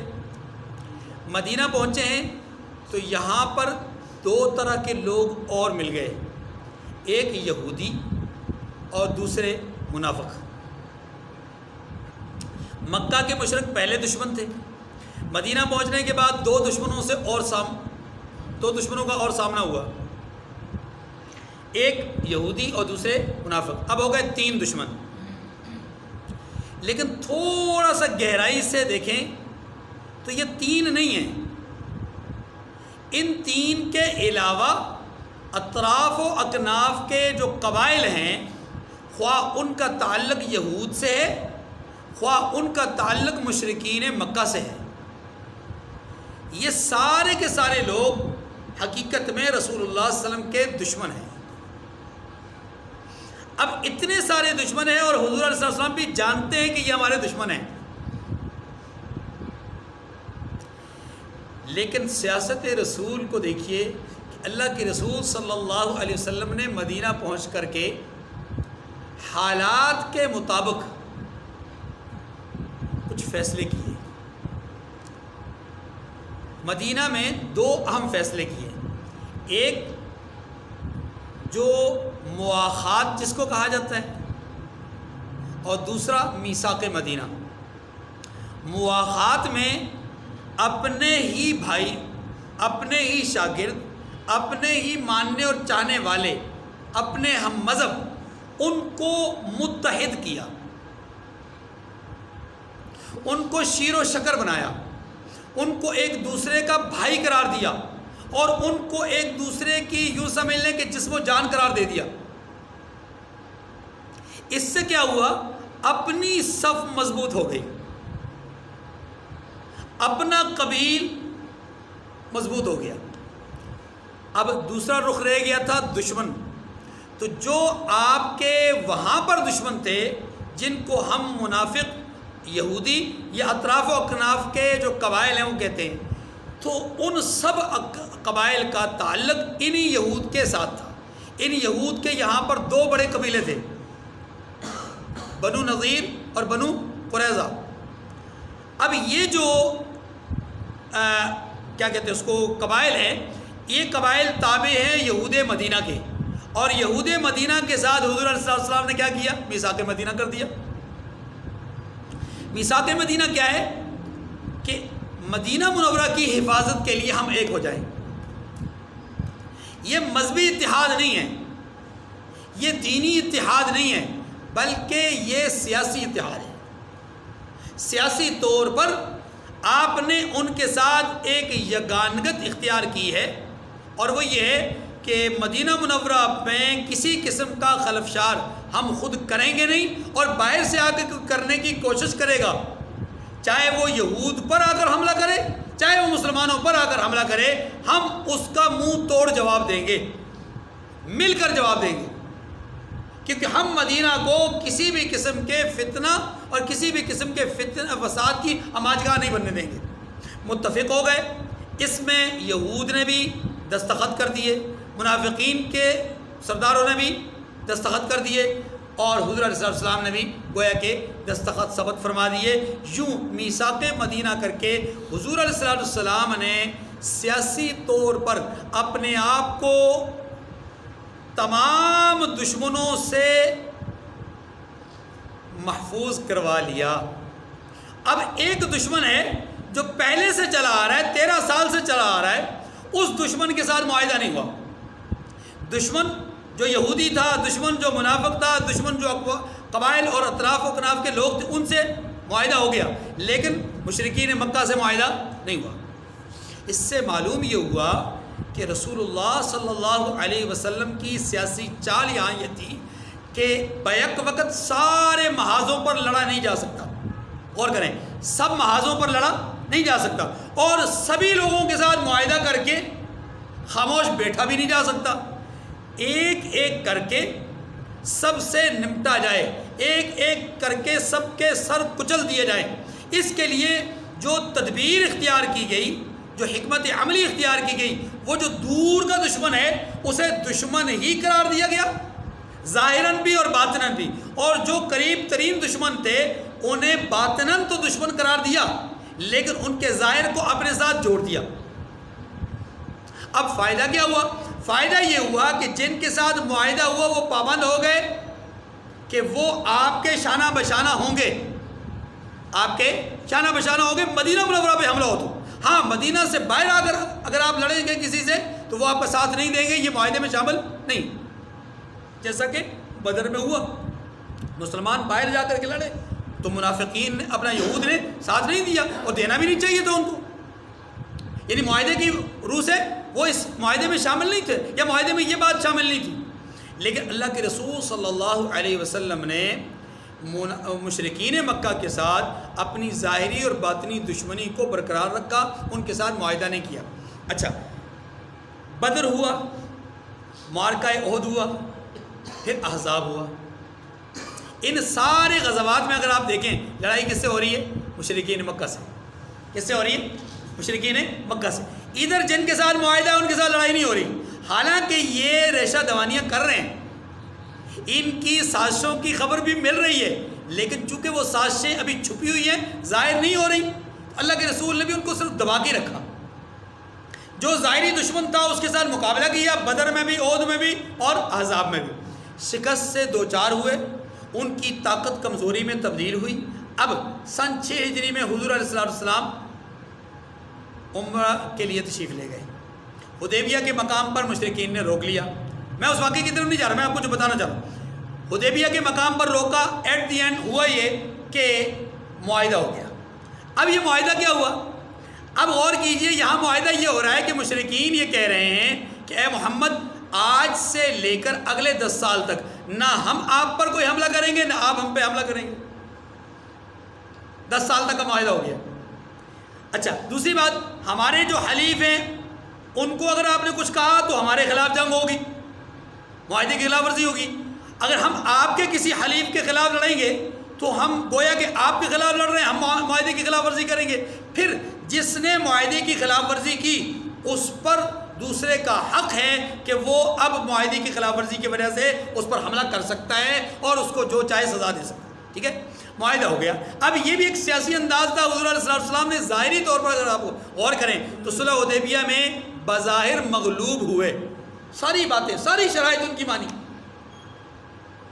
حضرت عمر رضی اللہ عنہ جیسے جری اور بہادر انسان کو یہ کہنا پڑا کہ یا رسول اللہ کیا ہم اکبر نہیں, کیا آپ اللہ کے سچے رسول نہیں, کیا قرآن پر حق نہیں, تو پھر ہم ہر بات ان کی کیوں مان رہے ہیں؟ اللہ کے رسول نے فرمایا عمر انا فتحنا لک فتحا مبینا, اللہ نے کہہ دیا ہے کہ آپ کو فتح مبین مل رہی ہے تو بس چپ کر جاؤ. ظاہری طور پہ فوری طور پہ فتح کی سمجھ میں نہیں آئی, لیکن بہرحال معاہدہ صلح حدیبیہ ہو گیا, معاہدہ ہو گیا. اس معاہدے کے نتیجے میں ہوا کیا, ادھر سے خبر ملی کہ خیبر کے یہودی حضور صلی اللہ علیہ وسلم کے خلاف سازشیں کرنے میں مصروف ہیں اور وہ حضور علیہ السلام کو نقصان اور آپ کی جماعت کو نقصان پہنچانے میں مصروف ہیں. رحمت دو عالم صلی اللہ علیہ وسلم نے یہاں سے فیصلہ فرمایا کہ اب ہم خیبر کی طرف جائیں گے. اب تک یہود سے جنگ نہیں ہوئی, اب تک قبائل اطراف و اکناف کے ان کو چھیڑا نہیں گیا. اب جب مشرکین سے معاہدہ ہو گیا تو اب طے یہ ہوا کہ اب ادھر کا جو دشمن ہے اسے کمزور کیا جائے. تو پہلا جو حملہ ہے, پہلی یلغار خیبر پہ ہوئی. خیبر یہودیوں کا ایک بہت مضبوط قلعہ تھا, مضبوط مرکز تھا. جب اس مرکز کو تباہ کیا گیا تو پھر اگلے ہی لمحے اگلے ہی حالات میں بنو قریظہ اور بنو نذیر کو زیر عتاب لایا گیا, اور ان میں سے کچھ تو وہ ہیں کہ جنہیں علاقہ چھوڑنے پر مجبور کیا گیا. بنو قریظہ کو, بنو نذیر کو, ان میں سے ایک کو علاقہ چھوڑنے پہ مجبور کیا گیا کہ اب تم نکل جاؤ یہاں سے, تمہیں یہاں رہنے کی اجازت نہیں. اور دوسرے قبیلے کے نوجوانوں کو قتل کر دیا گیا, ان کی عورتوں کو باندھیا, اور ان کے جو بزرگ ہیں یا ان کے جو بچے ہیں ان کو غلام بنا دیا گیا. قوت کمزوری میں بدل گئی, یہ یہودی اٹھنے کے قابل نہ رہے. پھر اللہ کے رسول صلی اللہ علیہ وسلم نے ان کے لیے کہہ دیا اخرج الیہود والنصارى من جزیرۃ العرب, اب ان یہودیوں اور نصارہ کو جزیرہ عرب سے ہی نکال دو. اب یہ حضور علیہ السلام کا ایک سیاسی تدبر تھا کہ آپ نے پہل مشرکین سے لڑائی کی, باقیوں سے معاہدے کیے.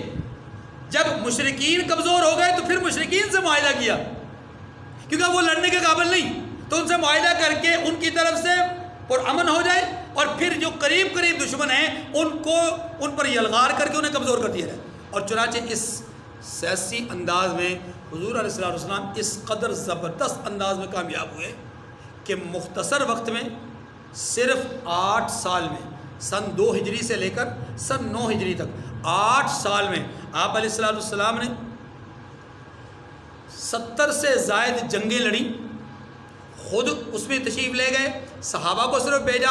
ان تمام غزوات اور سرایا کے نتیجے میں دشمن باطل کمزور ہوتا گیا اور مسلمانوں کی قوت بڑھتی گئی, یہاں تک کہ وَرَأَيْتَ النَّاسَ يَدْخُلُونَ فِي دِينِ اللَّهِ افواجا کا مصداق بن گئے کہ لوگ اب درجن میں نہیں, اب 20 کی تعداد میں نہیں, سینکڑوں کی تعداد میں ایک وقت میں آ کر کے مسلمان ہو رہے ہیں.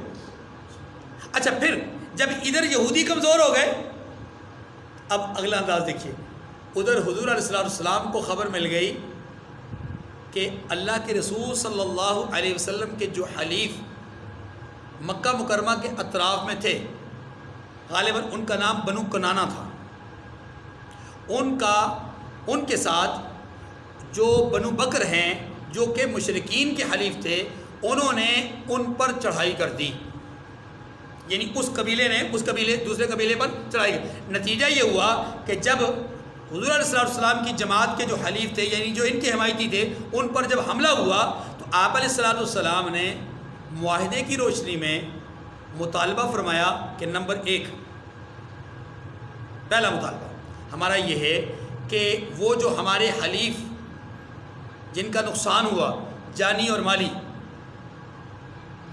جان کے بدلے میں جان دو، قصاص دو، اور مال کے بدلے میں مال دو۔ گویا قصاص اور دیت کا مطالبہ کیا گیا اور نقصان کی تلافی کا مطالبہ۔ اگر تم اس کے لیے تیار نہیں ہو تو پھر دوسرا ہمارا مطالبہ یہ ہے، حضور نے مشرکین مکہ سے کیا، مطالبہ مشرکین مکہ سے ہو رہا ہے، حلیفوں سے نہیں ہو رہا، حلیف تو ان کے ہیں نا۔ آپ نے مشرکین سے کہا کہ یا تو ان سے ہمارے حلیفوں کو قصاص اور دیت لے کر کے دیں، تلافی کریں نقصان کا۔ نمبر 2، اگر ایسا نہیں، وہ اس کام کے کرنے کے لیے تیار نہیں، تو پھر دوسری صورت یہ ہے کہ آپ ان سے برات کا اظہار کر دو، آپ ان سے علیحدہ ہو جاؤ اپنے حلیفوں سے، پھر ہم جانیں اور وہ جانیں۔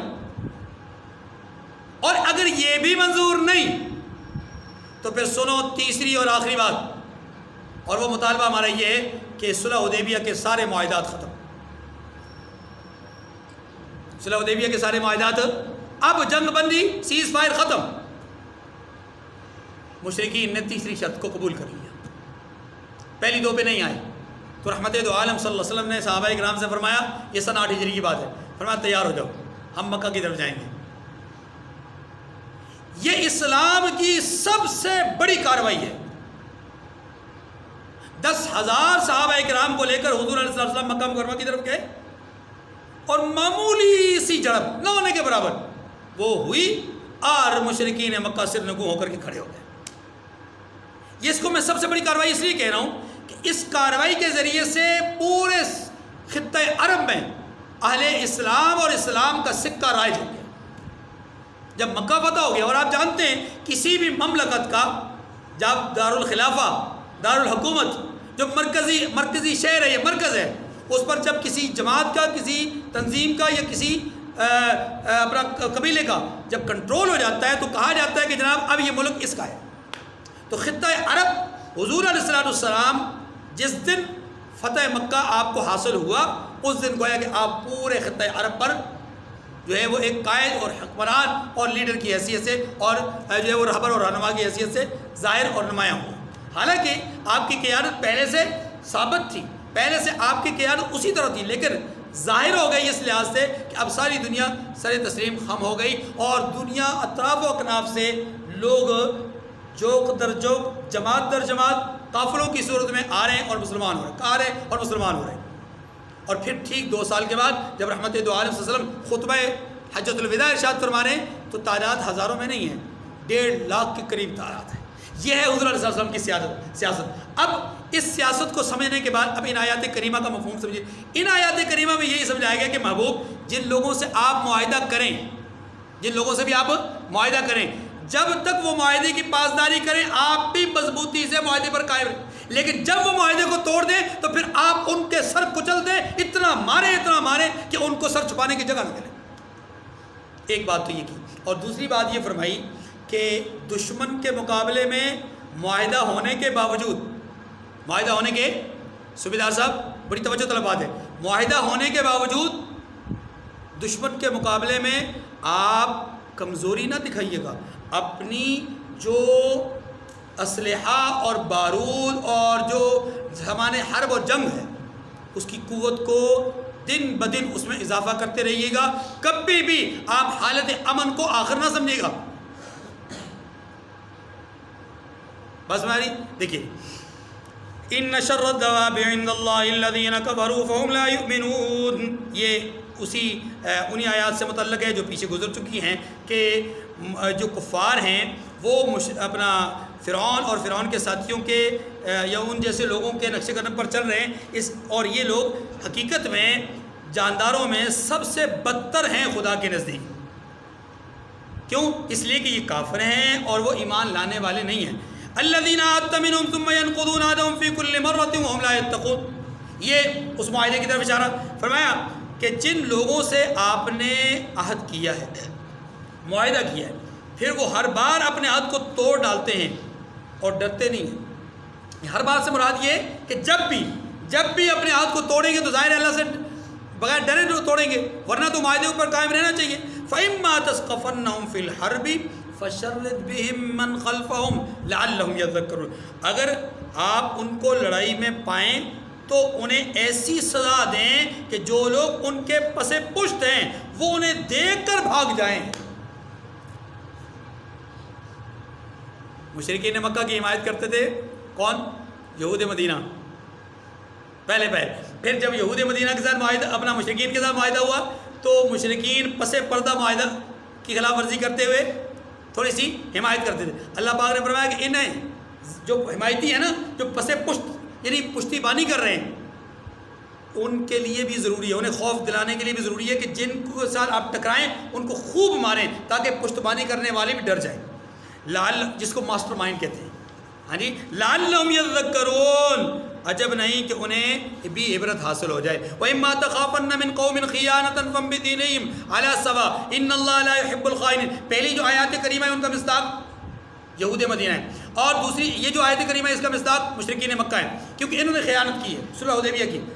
فرمایا اور اگر آپ کو کسی قوم سے دغا بازی کا خوف ہو تو ان کا عہد انہی کی طرف پھینک دیجئے اور برابر کا جواب دیجئے. اس میں کوئی شک نہیں کہ لا يحب الخائنین، اللہ دغا بازوں کو اور دھوکے بازوں کو پسند نہیں کرتے. ولا يحسبن الذين كفروا سبقوا انهم لا يعجزون. رہا مسئلہ یہ کہ یہودی اگر ان کے ساتھ معاہدہ ہو گیا تو وہ یہ نہ سمجھیں کہ ہم مسلمانوں کو کمزور کر چکے، یا مشرکین کے ساتھ معاہدہ ہو گیا تو وہ یہ نہ سمجھیں کہ ہم طاقتور ہیں. نا، اللہ پاک فرماتے ہیں ولا، وہ کافر یہ نہ خیال کریں کہ وہ بھاگ نکلے ہیں اور اپنی چالوں سے ہمیں ہرگز بھی وہ عاجز نہیں کر سکتے. وَأَعِدُّوا لَهُم مَّا اسْتَطَعْتُم مِّن قُوَّةٍ وَمِن رِّبَاطِ الْخَيْلِ تُرْهِبُونَ بِهِ عَدُوَّ اللَّهِ وَعَدُوَّكُمْ وَآخَرِينَ مِن دُونِهِمْ. اور جہاں تک ہو سکے، جہاں تک یعنی اپنی استطاعت اور بساط سے زیادہ، جہاں تک ہو سکے کیا کرو؟ اللہ اکبر، اللہ اکبر. زور سے اور گھوڑوں کے تیار رکھنے سے ان کے مقابلے کے لیے تیار رہیں. توجہ جی، زور سے مراد کیا ہے؟ اسلحہ. زور سے مراد کیا ہے؟ اسلحہ. یعنی اپنا اسلحہ ان کے مقابلے کے لیے تیار رکھیں اور گھوڑے بھی ان کے لیے تیار رکھیں. اب اس کو سمجھیں، چونکہ اس زمانے میں جنگ میں دو چیزیں کام آتی تھیں، ایک سامان حرب اور دوسرا گھوڑے، جو کہ میدان میں دوڑانے کے لیے یا اپنا دشمن سے مقابلہ کرنے کے لیے بڑی کرامت چیز تھی. رحمت دو عالم صلی اللہ علیہ وسلم نے قوت کے بارے میں فرمایا الا ان القوت الرمش. سنو، جان لو، اس بات سے آگاہ رہو کہ جو قوت ہے نا وہ ہے تیر اندازی میں. کس میں؟ تیر اندازی. گویا کہ رمی کرنا، تیر اندازی کرنا یہ بڑی قوت کی بات ہے. اچھا جی، کیا اس زمانے کی جو تیر اندازی کا جو عمل تھا وہ قوت تھی، تو آج کے دور میں قوت کیا ہوگی؟ تو اس کا جواب یہ ہے، ہر دور میں، ہر زمانے کے تقاضے کے مطابق جو سامان جنگ دشمن کو مغلوب کرنے کے لیے ہو وہ سامان جنگ اس زمانے کی قوت ہوگی. آج کے دور میں قوت کیا ہے؟ ایٹمی قوت. جس کے پاس ایٹم ہے وہ بڑی قوت ہے، جس کے پاس ایٹم نہیں وہ قوت نہیں. چاہے جتنی مرضی اس کی تعداد بڑی ہو، جتنا مرضی اس کی اکانومی اچھی ہو، جتنا مرضی، اس سے لوگ اتنا خائف نہیں ہو سکتے جتنا کہ ایک ایٹمی قوت سے خائف ہو سکتے ہیں. دنیا چائنا سے اتنی نہیں ڈرتی جتنی کہ پاکستان سے ڈرتی ہے. وجہ، آپ کے پاس ایک طاقت ہے، آپ کے پاس ایک قوت ہے جس قوت کو اس زمانے کے تقاضے کے مطابق تیار کیا گیا. اللہ ان تمام لوگوں کو جو اس قوت کے پیچھے محنت کے اعتبار سے کارفرما رہے، جنہوں نے اس قوت کو حاصل کرنے میں محنت کی، دن رات ایک کیے، اللہ ان سب مسلمانوں کی قبروں پہ کروڑا رحمتیں نازل فرمائے، اور ان میں سے جو زندہ ہیں اللہ انہیں صحت سلامتی تندرستی عافیت نصیب فرمائے. اچھا جی، یاد رکھیے کہ ہر زمانے کے اعتبار سے جو بھی دشمن کو مغلوب کرنے کا ذریعہ ہو وہ قوت میں شامل ہوگا. اس میں آپ کی پسٹل سے لے کر ایٹم تک، کشتی سے لے کر کے جہاز تک، ٹینک سے لے کر کے ایئر کرافٹ تک، ہر چیز اس میں شامل ہے۔ حتیٰ کہ علماء نے لکھا ہے کہ ایک آدمی اپنی جسمانی طور پر فٹنس کا خیال رکھ رہا ہے تو یہ بھی قوت کے اندر شامل ہے۔ ایک آدمی اپنی دوڑ کا خیال رکھ رہا ہے، وہ دوڑ رہا ہے، کیونکہ دوڑنا بھی جنگ کے اندر اور جہاد کے اندر اس کی اہم ترین ضرورت ہوتی ہے، اس کا بھی وہ اس کے اندر شامل ہے۔ اسی طریقے سے کوئی آدمی کم کھا کر کے، کم سو کر کے اور زیادہ سے زیادہ دین کو حاصل کر کے اپنے جذبات کو ابھار رہا ہے تو یہ ساری چیزیں کیا ہے؟ قوت میں شامل ہیں۔ تو یہ ساری چیزیں قوت میں شامل ہیں، اس لیے فرمایا کہ دشمن کے مقابلے میں اپنے زور کو بڑھاتے رہو، اور پھر فرمایا خاص طور پر رباط الخیل، گھوڑوں کو تیار رکھو۔ اچھی گھوڑے، اس زمانے میں تو گھوڑے کارآمد ہوتے تھے، اب بھی گھوڑے کارآمد ہیں، اب بھی گھوڑے کارآمد ہیں، جہاں دیگر چیزیں دوسری سواریاں نہیں جا سکتی وہاں پر گھوڑے جاتے ہیں۔ لیکن آج کے زمانے کے گھوڑے کس کو کہا جائے گا؟ ہوائی جہاز، ہاں جی، F-16 اور پتہ نہیں F-13 اور پتہ نہیں کون سی جو ہے وہ سارے کے سارے اس میں آئیں گے۔ اور بلکہ اگر یوں کہا جائے کہ وہ غوری اور وہ شاہین اور وہ سارے اسی گھوڑوں میں آتے ہیں تو بیجا نہیں ہوگا، کیونکہ ان پر رکھ کر کے بارود کو دشمن تک پھینکا جاتا ہے۔ چلیے، وَأَعِدُّوا لَهُم مَّا اسْتَطَعْتُم مِّن قُوَّةٍ وَمِن رِّبَاطِ الْخَيْلِ تُرْهِبُونَ بِهِ عَدُوَّ اللَّهِ وَعَدُوَّكُمْ۔ ان چیزوں کو تیار رکھو، کیوں؟ اس لیے کہ اس سے اللہ کے دشمنوں اور تمہارے دشمنوں، وَآخَرِينَ مِن دُونِهِمْ، اور ان کے سوا اور لوگوں پر جن کو تم نہیں جانتے لیکن اللہ جانتا ہے، لا تعلمون اللہ یعلم، تم جانتے نہیں ہو اللہ جانتا ہے، ان سب پر تم نے ان کے ذریعے سے خوف اور رعب بٹھانا ہے۔ توجہ کیجیے، یہ ایک جملہ ہے، فرمایا جن کو تم نہیں جانتے لیکن اللہ جانتا ہے، ان کے سوا کن کے؟ اس وقت آپ کو یہودی نظر آ رہے ہیں، منافق نظر آ رہے ہیں، مشرکین نظر آ رہے ہیں، یا روما سلطنت کے عیسائی نظر آ رہے ہیں، یہ تو اس وقت کے جو آپ کے دشمن ہیں، لیکن آنے والے وقتوں میں کون کون دشمن ہوگا آپ نہیں جانتے، اللہ جانتے ہیں۔ پھر اللہ ہسٹری بتاتی ہے، تاریخ بتاتی ہے کہ پھر جب رسول اللہ صلی اللہ علیہ وسلم دنیا سے تشریف لے گئے، اسود عنسی، مسلمہ کذاب، اور پھر افریقہ اور ایران اور عراق اور فارس کے بہت سارے فتنے اٹھے اور بہت سارے دشمن اسلام کے اٹھے اور ان کا مسلمانوں نے مقابلہ کیا۔ وہ سارے آج بھی ہندو وہاں اس کیٹیگری میں شامل تو نہیں تھے، لیکن آج یہ ہندو اس میں شامل ہے۔ آج کے بدھ مت، یہ چائنا والے اور یہ برما کے بدھ مت، یہ سارے کے سارے اس وقت شامل نہیں تھے لیکن آج شامل ہے۔ اس لیے اللہ نے فرمایا کہ ان سب کو تم ڈراؤ، راہ خدا میں تیاری کے ذریعے سے ان سب کو تم ڈراؤ کہ جو آج تمہارے سامنے ہیں اور وہ بھی کہ جو تمہارے سامنے نہیں لیکن اللہ ان کو جانتے ہیں۔ فرمایا کہ ان سب کو تم ڈراؤ ان چیزوں کے ذریعے سے۔ دشمن کے مقابلے میں مال خرچ کرنا، سامان ضرب و حرب تیار رکھنا، اس کا حکم ہے پروردگار کی طرف سے۔ تفصیل آپ کے سامنے آ چکی ہے، ہر قسم کی تیاری اس میں شامل ہے۔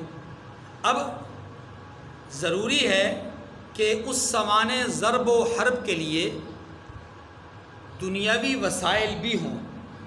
ان وسائل کو پانے کے لیے، ان وسائل کو حاصل کرنے کے لیے آیت کریمہ کا اگلا حصہ ہمیں ایک اور چیز کی ترغیب دیتا ہے، اور وہ کیا ہے کہ اللہ کی راہ میں خرچ کرو۔ ظاہر ہے بغیر مال و متاع کے سامان ضرب و حرب تیار نہیں ہوگا۔ آپ کا ایٹمی قوت آپ بنے، ایٹمی بم آپ نے مطلب ایٹم بم آپ نے حاصل کیا تو یہ کوئی فری آف کاسٹ نہیں ہے، یہ کسی نے ہدیے اور تحفے میں نہیں دیا، بلکہ اس کے اوپر بہت بڑی جو رقم ہے وہ خرچ ہوئی ہے۔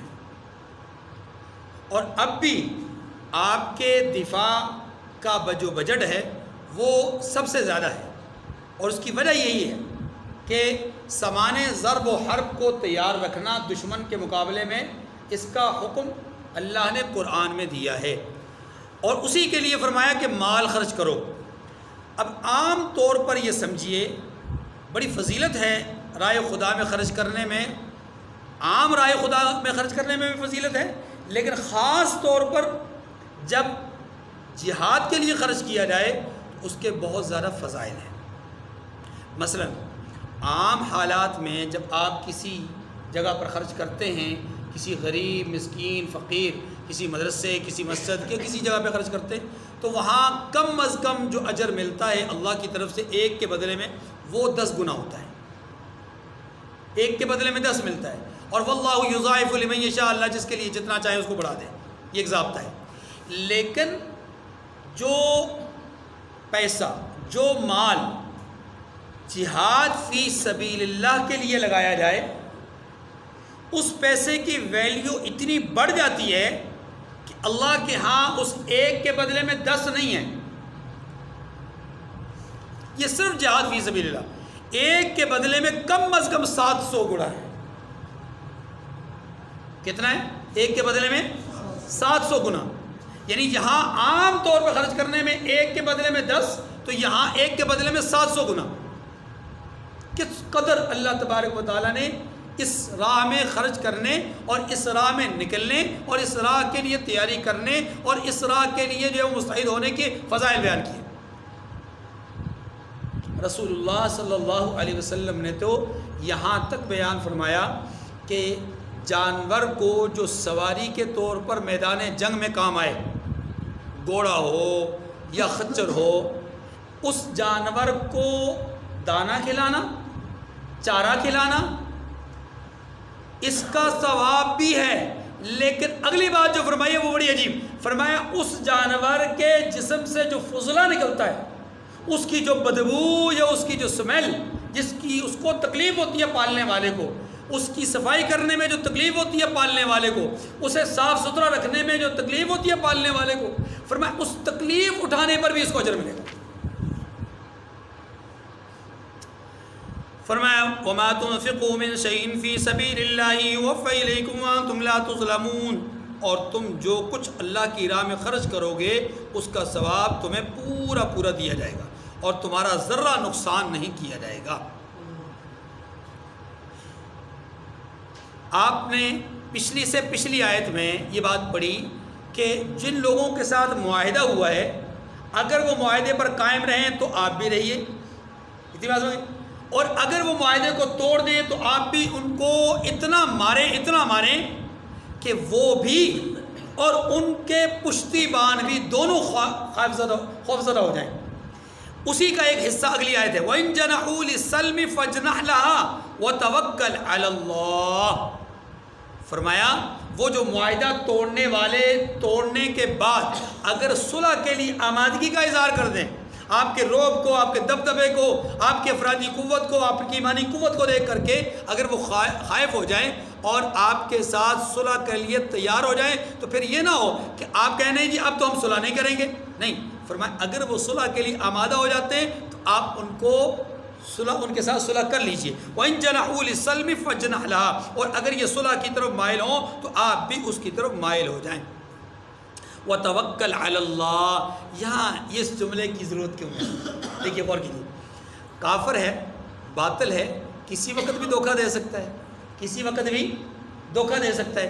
اور پھر دنیاوی اعتبار سے آدمی کو ایک دفعہ جس جگہ سے تکلیف پہنچی ہو تو پھر اس جگہ پہ دوبارہ ذرا معاملہ کرتے ہوئے محتاط ہوتا ہے نا، ڈرتا ہے. تو اللہ تبارک و تعالیٰ نے فرمایا کہ آپ کے ساتھ انہوں نے معاہدہ کیا، پھر معاہدے کو توڑا، آپ نے آگے بڑھ کر کے ان پر حملہ کرنے کا ارادہ کیا تو انہوں نے صلح کے لیے پیشکش کر دی، آپ ان کے ساتھ صلح کر لیجئے. رہا یہ مسئلہ کہ آپ کے ذہن میں اگر یہ آئے کہ یہ تو پہلے بھی دھوکہ دے چکے، پھر بھی تو دھوکہ دے سکتے ہیں، تو اس کا جواب یہ ہے کہ وَتَوَكَّلْ عَلَى اللَّهِ، اللہ پہ بھروسہ کیجیے. اگر یہ پھر دھوکہ دیں گے تو اللہ آپ کو پھر قوت دے گا، اگر یہ پھر دھوکہ دیں گے تو اللہ آپ کو پھر سے ان پر غالب کرے گا، اگر یہ پھر دھوکہ دیں گے تو آپ کو اللہ پھر فاتح کرے گا. وَتَوَكَّلْ عَلَى اللَّهِ ایک. اور دوسرا یہ بھی کہ آپ اگر ان کے اس رویے اور معاملے کو، ماضی کو، تاریخ کو دیکھ کر کے پریشان ہوں تو آپ پریشان نہ ہو. وَتَوَكَّلْ عَلَى اللَّهِ، اللہ پہ بھروسہ کیجیے. إِنَّهُ هُوَ السَّمِيعُ الْعَلِيمُ، اس میں کوئی شک نہیں کہ وہ سب کچھ سنتا اور جانتا ہے. کیا معنی یہ ہے کہ اس صلح کے معاہدے کو اللہ سن رہا ہے اور اس کے انجام کو بھی اللہ جانتا ہے. اس کے انجام کو بھی اللہ، یہاں پر سمیع اور علیم کا تعلق معاہدے کے لکھنے بولنے اور معاہدے کے انجام دونوں کے ساتھ ہے۔ آگے جو اگلی آیات کریمہ ہیں، 2 آیات کریمہ، ان دونوں آیات کریمہ میں اللہ تبارک و تعالیٰ نے اتحاد اور اتفاق کی اہمیت کو اجاگر کیا ہے کہ اگر دشمن آپ کو دھوکہ دے، دشمن آپ کے ساتھ دغا بازی کرے، دشمن آپ کے ساتھ کیے ہوئے معاہدے کو توڑنے کی کوشش کرے، تو آپ نے اپنے درمیان اتنی اتحاد کی فضا قائم کر دینی ہے کہ دشمن کو درار ڈالنے میں کامیابی نہ ملے۔ وہ دھوکہ دے تو دے، لیکن آپ کے اندر کوئی انتشار پیدا نہ ہو۔ ٹھیک ہے، یہ جو آیت نمبر ہے 62 اس کا تعلق اس سے ہے۔ وَإِن يُرِيدُوا أَن يَخْدَعُوكَ فَإِنَّ حَسْبَكَ اللَّهُ، اور اگر یہ چاہیں کہ آپ کو فریب دیں تو اللہ آپ کے لیے کافی ہے۔ وَالَّذِي أَيَّدَكَ بِنَصْرِهِ وَبِالْمُؤْمِنِينَ، وہی تو ہے اللہ، وہی تو ہے جس نے آپ کو اپنی مدد سے اور مسلمانوں سے تقویت بخشی ہے، یعنی آپ کو اپنی طرف سے مدد کے ذریعے سے اور مسلمانوں کے ذریعے سے آپ کو تقویت بخشی ہے۔ اس جملے کا مفہوم سمجھیے گا، مختصر سا جملہ کہتا ہوں، پھر آخری آیت کے حوالے سے، آخری آیت کے ضمن میں اس کو پھر عرض کروں گا۔ اللہ پاک نے یہاں پر ارشاد فرمایا کہ اگر یہ آپ کو پھر سے دھوکہ دیں، کون؟ اس سے مراد مشرکین مکہ نہیں ہے، اس سے مراد یہود مدینہ ہے، کہ یہود مدینہ اگر آپ کو دھوکہ دیں، فریب دیں، کوئی، کیونکہ غزوہ بدر کے نتیجے میں نا بات، تو فرمایا اگر یہ آپ کو دھوکہ دیں گے تو آپ پریشان نہ ہوں، اللہ کی مدد آپ کے ساتھ ہے، کل بھی اللہ نے آپ کے ساتھ مدد کی تھی، آج بھی اللہ مدد کریں گے، آئندہ بھی اللہ کی مدد رہے گی۔ جس طرح اللہ نے مثال کے طور پر فرمایا، جس طرح گزشتہ دن میں، یعنی گزشتہ دنوں میں بدر کے اندر اللہ نے آپ کو اپنی مدد سے نوازا اور ساتھ مسلمانوں کی جو افرادی قوت ہے اس کے ذریعے سے آپ کو تقویت بخشی۔ کتنا پیارا جملہ ہے، اللہ نے اپنی مدد سے نوازا اور مسلمانوں کے ذریعے سے تقویت بخشی۔ یہ مسلمان کون ہیں؟ یہ وہ 313 ہیں۔ یہ کون ہیں؟ یہ وہ 313 ہیں جو جان ہتھیلی پر رکھ کر 1000 کے جم غفیر سے لڑنے بڑھنے کے لیے تیار ہو گئے۔ باقی بعد میں آخری آیت کے ضمن میں عرض کروں گا۔ اب اسی کے نتیجے میں اللہ نے اتحاد اور اتفاق کی دعوت دی، فرمایا وَأَلَّفَ بَيْنَ قُلُوبِهِمْ لَوْ أَنفَقْتَ مَا فِي الْأَرْضِ جَمِيعًا مَا أَلَّفْتَ بَيْنَ قُلُوبِهِمْ وَلَكِنَّ اللَّهَ أَلَّفَ بَيْنَهُمْ إِنَّهُ عَزِيزٌ حَكِيمٌ۔ اس آیت کو سمجھنے سے پہلے ذرا تھوڑا سا پس منظر کی طرف جائیے، آپ کو بات زیادہ سمجھیں۔ مدینہ منورہ میں 2 بڑے یہودیوں کے قبائل تھے، اوس اور خزرج۔ اوس اور خزرج رحمت دو عالم صلی اللہ علیہ وسلم کی بعثت مبارکہ اور مدینہ منورہ میں آمد سے پہلے ان دونوں قبائل میں آپس کے اندر بہت شدید اور بہت دیر تک لڑی جانے والی جنگوں کا تذکرہ تاریخ میں ملتا ہے۔ کئی سالوں پر محیط جنگیں ہوتی رہی، اور ہوتی کس بات پہ تھی؟ پانی کے گھاٹ پر میرے اونٹ نے اس کے اونٹ سے پہلے پانی کیوں پلا دیا، وہ مجھ سے لڑ پڑا، میں نے جھگڑا اس لیے کیا کہ چراگاہ میں اس کے جانور میرے جانوروں سے پہلے کیوں پہنچے، بس۔ اور کئی سالوں پر محیط یہ جھگڑے ہوتے تھے، اور جھگڑے صرف تو میں کر کے نہیں ہوتے تھے۔ وہ جیسے ہمارے یہاں ہمارے اس ایریے میں جھگڑا کس طرح ہوتا ہے؟ اٹ مار دوں گا اور تیری انج تو تیری اونج، وہ دور کھڑے ہو کر نا اور چوڑے ہو کر کے ایک دوسرے کو کہتے رہتے، اور ہاتھ کوئی نہیں اٹھاتا۔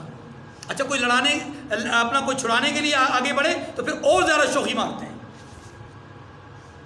کئی دفعہ ایسا ہوا کہ کسی نے کہا چل یار اب لڑ، یہاں سامنے کی بات ہے، 2 لڑکے آپس میں جھگڑا کر رہے تھے، تو چھڑانے کی کوشش کی، تو ایک صاحب نے کہا کہ یار آپ پیچھے ہٹ جائیں، مطلب میں چھڑانے کی کوشش کر رہا تھا، میں کہا مول صاحب آپ پیچھے ہٹ جائیں، دیکھ لیتے ہیں کتنا لڑتے ہیں۔ میں پیچھے ہٹ گیا، میں نے کہا چلیں پھر ہٹ، میں پیچھے ہٹا تو وہ بھی ہٹ گئے، وہ جو پہلے ایک دوسرے کے اوپر اینٹ اٹھائے ہوئے تھے نا، وہ ہٹ گئے پیچھے۔ ہمارا حال تو یہ ہے۔ ان کے ہاں اوس اور خزرج میں لڑائیاں ایسے نہیں ہوتی تھیں، لڑائیاں ہوتی تھی تیر و تلوار سے، قتل ہوتے تھے، اور 1 درجن سے زائد لوگ ایک وقت پہ جو ہے وہ قتل ہو جاتے۔ پر اب یہ اوس اور خزرج جو سابقہ دشمن ہیں، رسول اللہ صلی اللہ علیہ وسلم کی بعثت مبارکہ کے بعد یہ حلقہ بگوش اسلام ہو گئے۔ اب جب یہ مسلمان ہوئے تو اللہ تبارک و تعالیٰ نے ان کی مثال دی ہے، فرمایا محبوب یہ جو آپ کے ارد گرد لوگ جمع ہیں، یہ جو آپ کے سامنے آپس میں ایک دوسرے کے خون کے پیاسے لوگ شیر و شکر بن کر کے ایک دوسرے کے جان و مال کے محافظ بن گئے، یہ اللہ کے فضل کے سوا کچھ نہیں ہے۔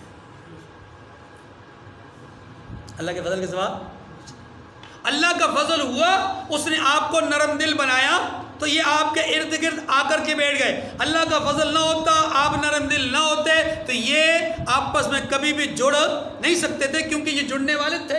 ان کو دنیا کی طاقتیں ساری جوڑنے کی کوشش کر رہی تھی لیکن یہ جڑے نہیں، لیکن آپ کی نرم خوئی نے اور اللہ کے فضل و کرم نے ان کو آپس میں جڑنے پر نہ صرف مجبور کیا بلکہ یہ ایک دوسرے کے ساتھ شیر و شکر ہو گئے۔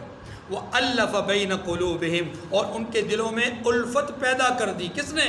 اللہ نے۔ لَوْ أَنفَقْتَ مَا فِي الْأَرْضِ جَمِيعًا مَا أَلَّفْتَ بَيْنَ قُلُوبِهِمْ، فرمایا اگر آپ دنیا بھر کی دولت خرچ کرتے تب بھی ان کے دلوں میں الفت پیدا نہ کر سکتے۔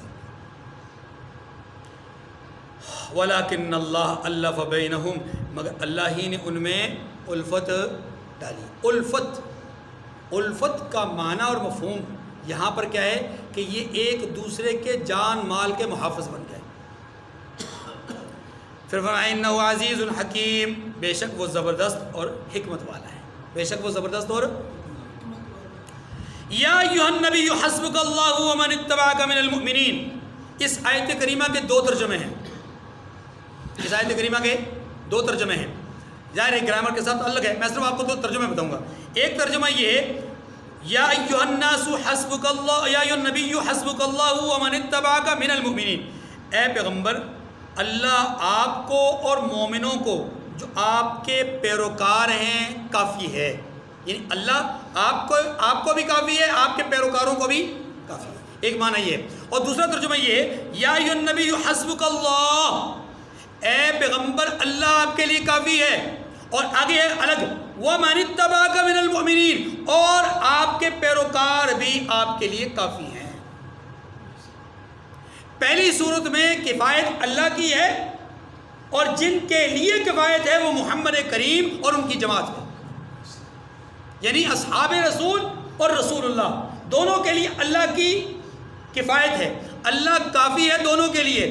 اس سے معلوم یہ ہوا کہ اللہ کو جتنی محبت اپنے حبیب صلی اللہ علیہ وسلم سے اتنی ہی محبت اپنے حبیب کی جماعت سے، اتنی سے مراد یہ اسی قدر زیادہ عام مخلوق میں، جیسے انبیاء میں یہ جو تفاوت ہے نا، میں عرض کر رہا ہوں یہ انبیاء علیہ السلام میں سب سے زیادہ محبت اللہ کو کس سے ہے؟ جناب محمد رسول اللہ صلی اللہ علیہ وسلم سے، اور باقی انسانوں میں سب سے زیادہ محبت کس سے ہے؟ صحابہ کرام سے، جو قرآن پاک کے اس انداز سے پتہ چل رہا ہے۔ اور دوسری آیت دوسرے ترجمے کے مطابق بات یہ چل رہی ہے کہ اے محبوب آسمان سے مدد اور نصرت اتارنے میں اللہ آپ کے لیے کافی ہے، آسمان سے فرشتوں کے ذریعے سے، طوفانوں کے ذریعے سے، ہواؤں کے ذریعے سے، باد و باران کے ذریعے سے، جکڑ کے ذریعے سے، دشمن کے دل میں رعب ڈالنے کے ذریعے سے، آپ کو جنگ کے میدان میں سکینہ نازل کرنے کے ذریعے سے، آپ کو ایمانی قوت دینے کے ذریعے سے، یہ ساری چیزوں کے اعتبار سے مدد دینے والا کون؟ آسمانوں سے اللہ، اور زمین پر اسباب کے درجے میں خدائی جو فوج ہے اس کے اعتبار سے زمین پر آپ کی مدد کرنے والے کون؟ آپ کی جماعت صحابہ کرام۔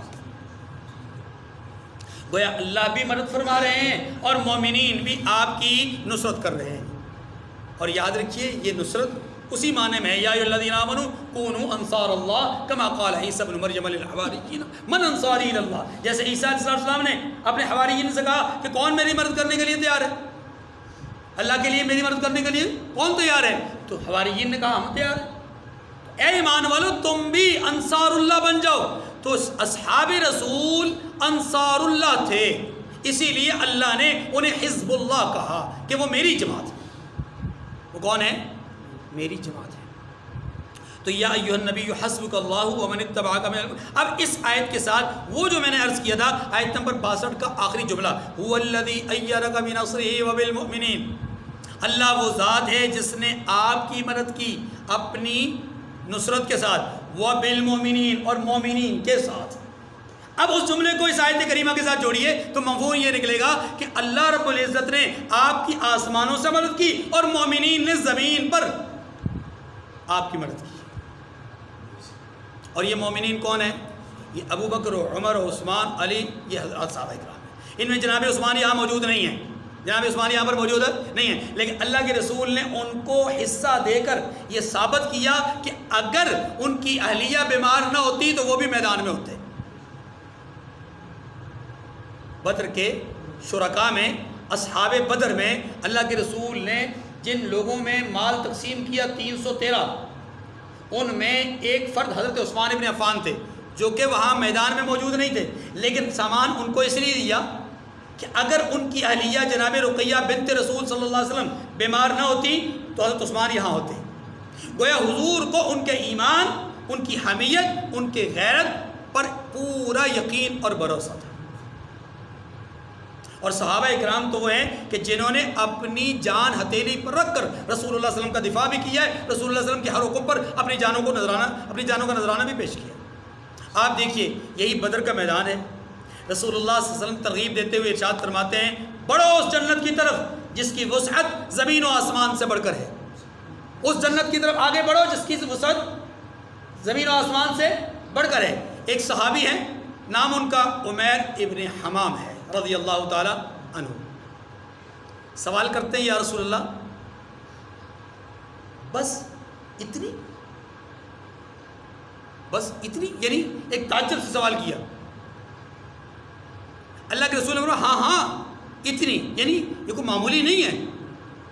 تو صحابی رسول عمیر بن حمام رضی اللہ عنہ کہتے ہیں واہ واہ، یہ جملہ کہتے ہیں. اللہ کے رسول صلی اللہ علیہ وسلم نے فرمایا کس بنیاد پر یہ جملہ کہا؟ یعنی تنقیدی نگاہ سے جملہ کہا، تنزیہ انداز میں جملہ کہا، یا کوئی اور مقصد ہے؟ عرض کی کہ یا رسول اللہ میرا تو مقصد یہ ہے کہ کاش کہ مجھے یہ مل جائے. یعنی ایک طلب اور امید اور آس کے لیے یہ میں نے جملہ کہا واہ واہ، یعنی کاش کہ یہ مجھے بھی مل جائے. رحمت دو عالم صلی اللہ علیہ وسلم نے فرمایا کہ عمیر مجھے امید ہے کہ تم ان میں سے ہو. بس پھر کیا تھا، عمیر بن حمام رضی اللہ عنہ نے جس تلوار کو نیام میں رکھا ہوا تھا، نیام سے تلوار کو نکالا، نیام کو توڑا، تلوار کو ننگا کیا، ہاتھ میں کچھ کھجوریں تھیں، چند قدم آگے بڑھے، کھجور کا ایک دانہ منہ میں ڈالا، سوچا کہ جتنی دیر میں ان کھجوروں کو کھاؤں گا اتنا ہی لمحہ، اتنا ہی وقت میرا دنیا میں گزرے گا، میں تو جنت سے دور رہوں گا. تو کھجوریں پھینک دی اور دشمن کے قافلے میں اور لشکر میں گھس گئے اور گمسان کا رن پڑا. حضرت عمیر ابن حمام کی تلوار سے کئی کافر مارے گئے، پھر کفار کی ضرب سے جناب عمیر شہید ہو گئے. اللہ ان کی قبر پہ کروڑا رحمت نازل. مسلم شریف کی روایت ہے. تو یہ صحابہ کرام کا جذبہ ہے جناب. وہ بھی تو صحابی ہیں. وصال رسول کی خبر ملتی ہے، اپنے باغ میں ہیں، وصال رسول کی آ کر کے خبر دی بیٹے نے، تو فوراً نگاہ آسمان کی طرف اٹھائی. پروردگار جن آنکھوں سے میں مصطفیٰ کریم صلی اللہ علیہ وسلم کو دیکھا کرتا تھا، جب وہی ہمارے درمیان موجود نہ رہے تو پروردگار میری آنکھوں سے بینائی چھین لے. اللہ نے دعا قبول فرمائی. یہ خشوع و خضوع والی دعا تھی. اللہ صحابہ کرام کی قبروں پہ کروڑا رحمت نازل فرمائے. تو یہ آیت کریمہ صحابہ کرام کی عظمت کو چار چاند لگا دیتی ہے کہ آسمان سے مدد اتارنے کے لیے اللہ کافی ہے، اور زمین پر صحابہ حضور کی معیت میں لڑنے کے لیے، حضور کے حکم پر جان قربان کرنے کے لیے، حضور کے شانہ بشانہ جان دینے کے لیے، حضور کے شانہ بشانہ چلنے کے لیے، اور حضور کی مدد و نصرت کرنے والے کون ہیں؟ یہ صحابہ کرام ہیں. اللہ ہمیں صحابہ کرام کی سچی محبت نصیب فرمائے. وآخر الدعوانا ان الحمد للہ رب العالمین.